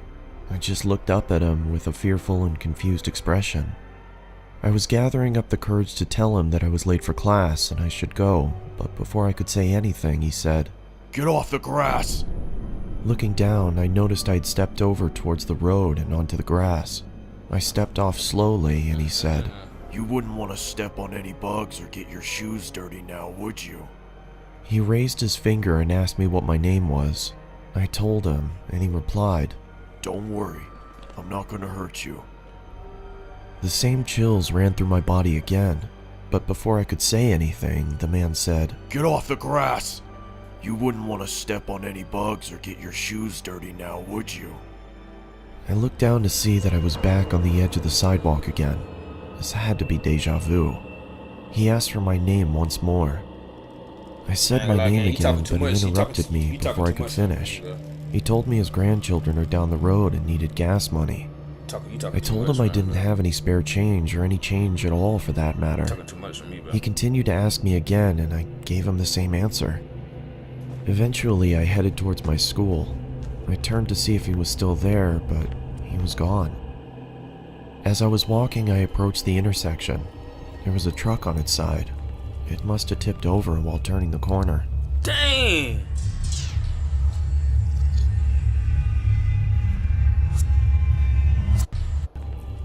As I was walking, I approached the intersection. There was a truck on its side. It must have tipped over while turning the corner.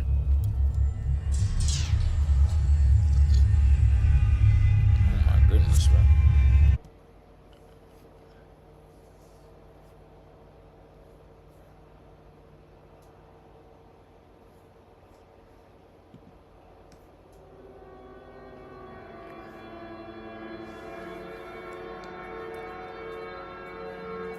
Back when I was in college, me and my best friend Miko heard a rumor that our dormitory was haunted. I didn't encounter anything in the 2 years of staying there, so I was skeptical. I could see why the rumor started. Our dorm was kinda creepy, and Miko was convinced it was true. One day, I placed a hot cup of coffee in the sink and said, "If this cup magically empties itself by the time we get back from school, I'll believe you." Deal. Wanna bet on it? Y'all boys tripping. Come on, you won't bet on it because you know you'll lose. When I arrived home, I noticed Miko was asleep. It seemed quite weird as he would normally be playing games or cooking in the kitchen. I put my bag on the table and noticed the cup in the sink. I knew it, I said to myself. I started to pour the coffee away when my phone vibrated. "Why are you calling me?" I thought perhaps he left his phone at school. I answered. "Hello?" "Hey, just eat without me tonight if you're hungry. I'm still at the store getting food supplies for next week. I grabbed some coffee. I noticed we're almost out. Oh, and I tried looking for that green sauce you put in your homemade burgers. No luck, though. But, wait! Another checkout just opened. I'll cook tonight. I shouldn't be too long. I just... Phone at school. Calling me. Coffee. I knew it. And noticed the cup and... Nah, somebody in them boys' house. Ain't no way.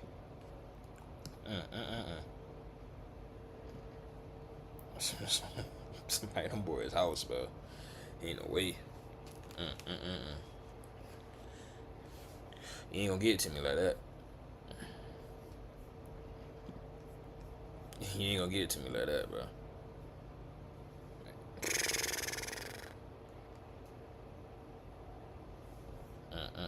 Ain't no way, boy. The sink. I knew it. I said to myself.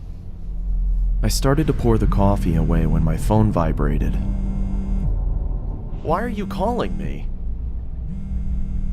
I thought perhaps he left his phone at school. I answered. Damn, gang. Hello? Damn. Hey, just eat without me tonight if you're hungry. I'm still at the store. Bro, I don't know what I'll do, bro. Yo, my roommate was calling my phone, bro. And I see somebody sleeping in bed who look exactly like him. I don't know what I'll do. I'm running out there doing, bro. I might drop out, man. We're getting food supplies for next week. I grabbed some coffee. I noticed we're almost out. Oh, and I tried looking for that green sauce you put in your homemade burgers. No luck, though. Then he just disappeared? Oh, but, nah, bro. Wait, another checkout just opened. I'll cook tonight. I shouldn't be too long. See ya. I was confused. My eyes darted around the room as I tried to gather my thoughts. Oh, no. That's when I realized something.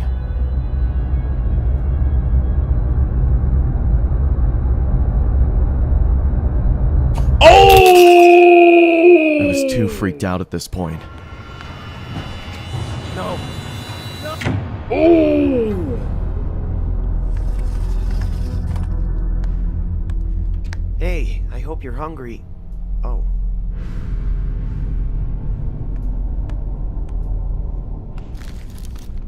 What?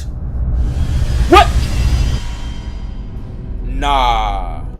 Nah, you ain't gonna get it to me like that, bro.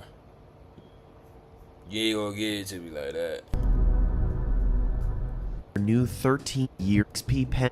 He ain't gonna get it to me like that, bro. Nah, they 40 for that, bro.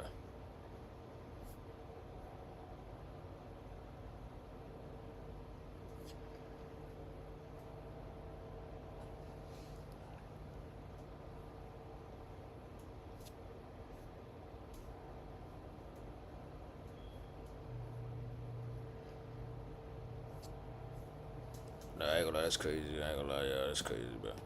Yeah, I ain't gonna lie, y'all. I'm gonna go ahead and get off and go to sleep. I love y'all, and I'm out, bro. Yeah.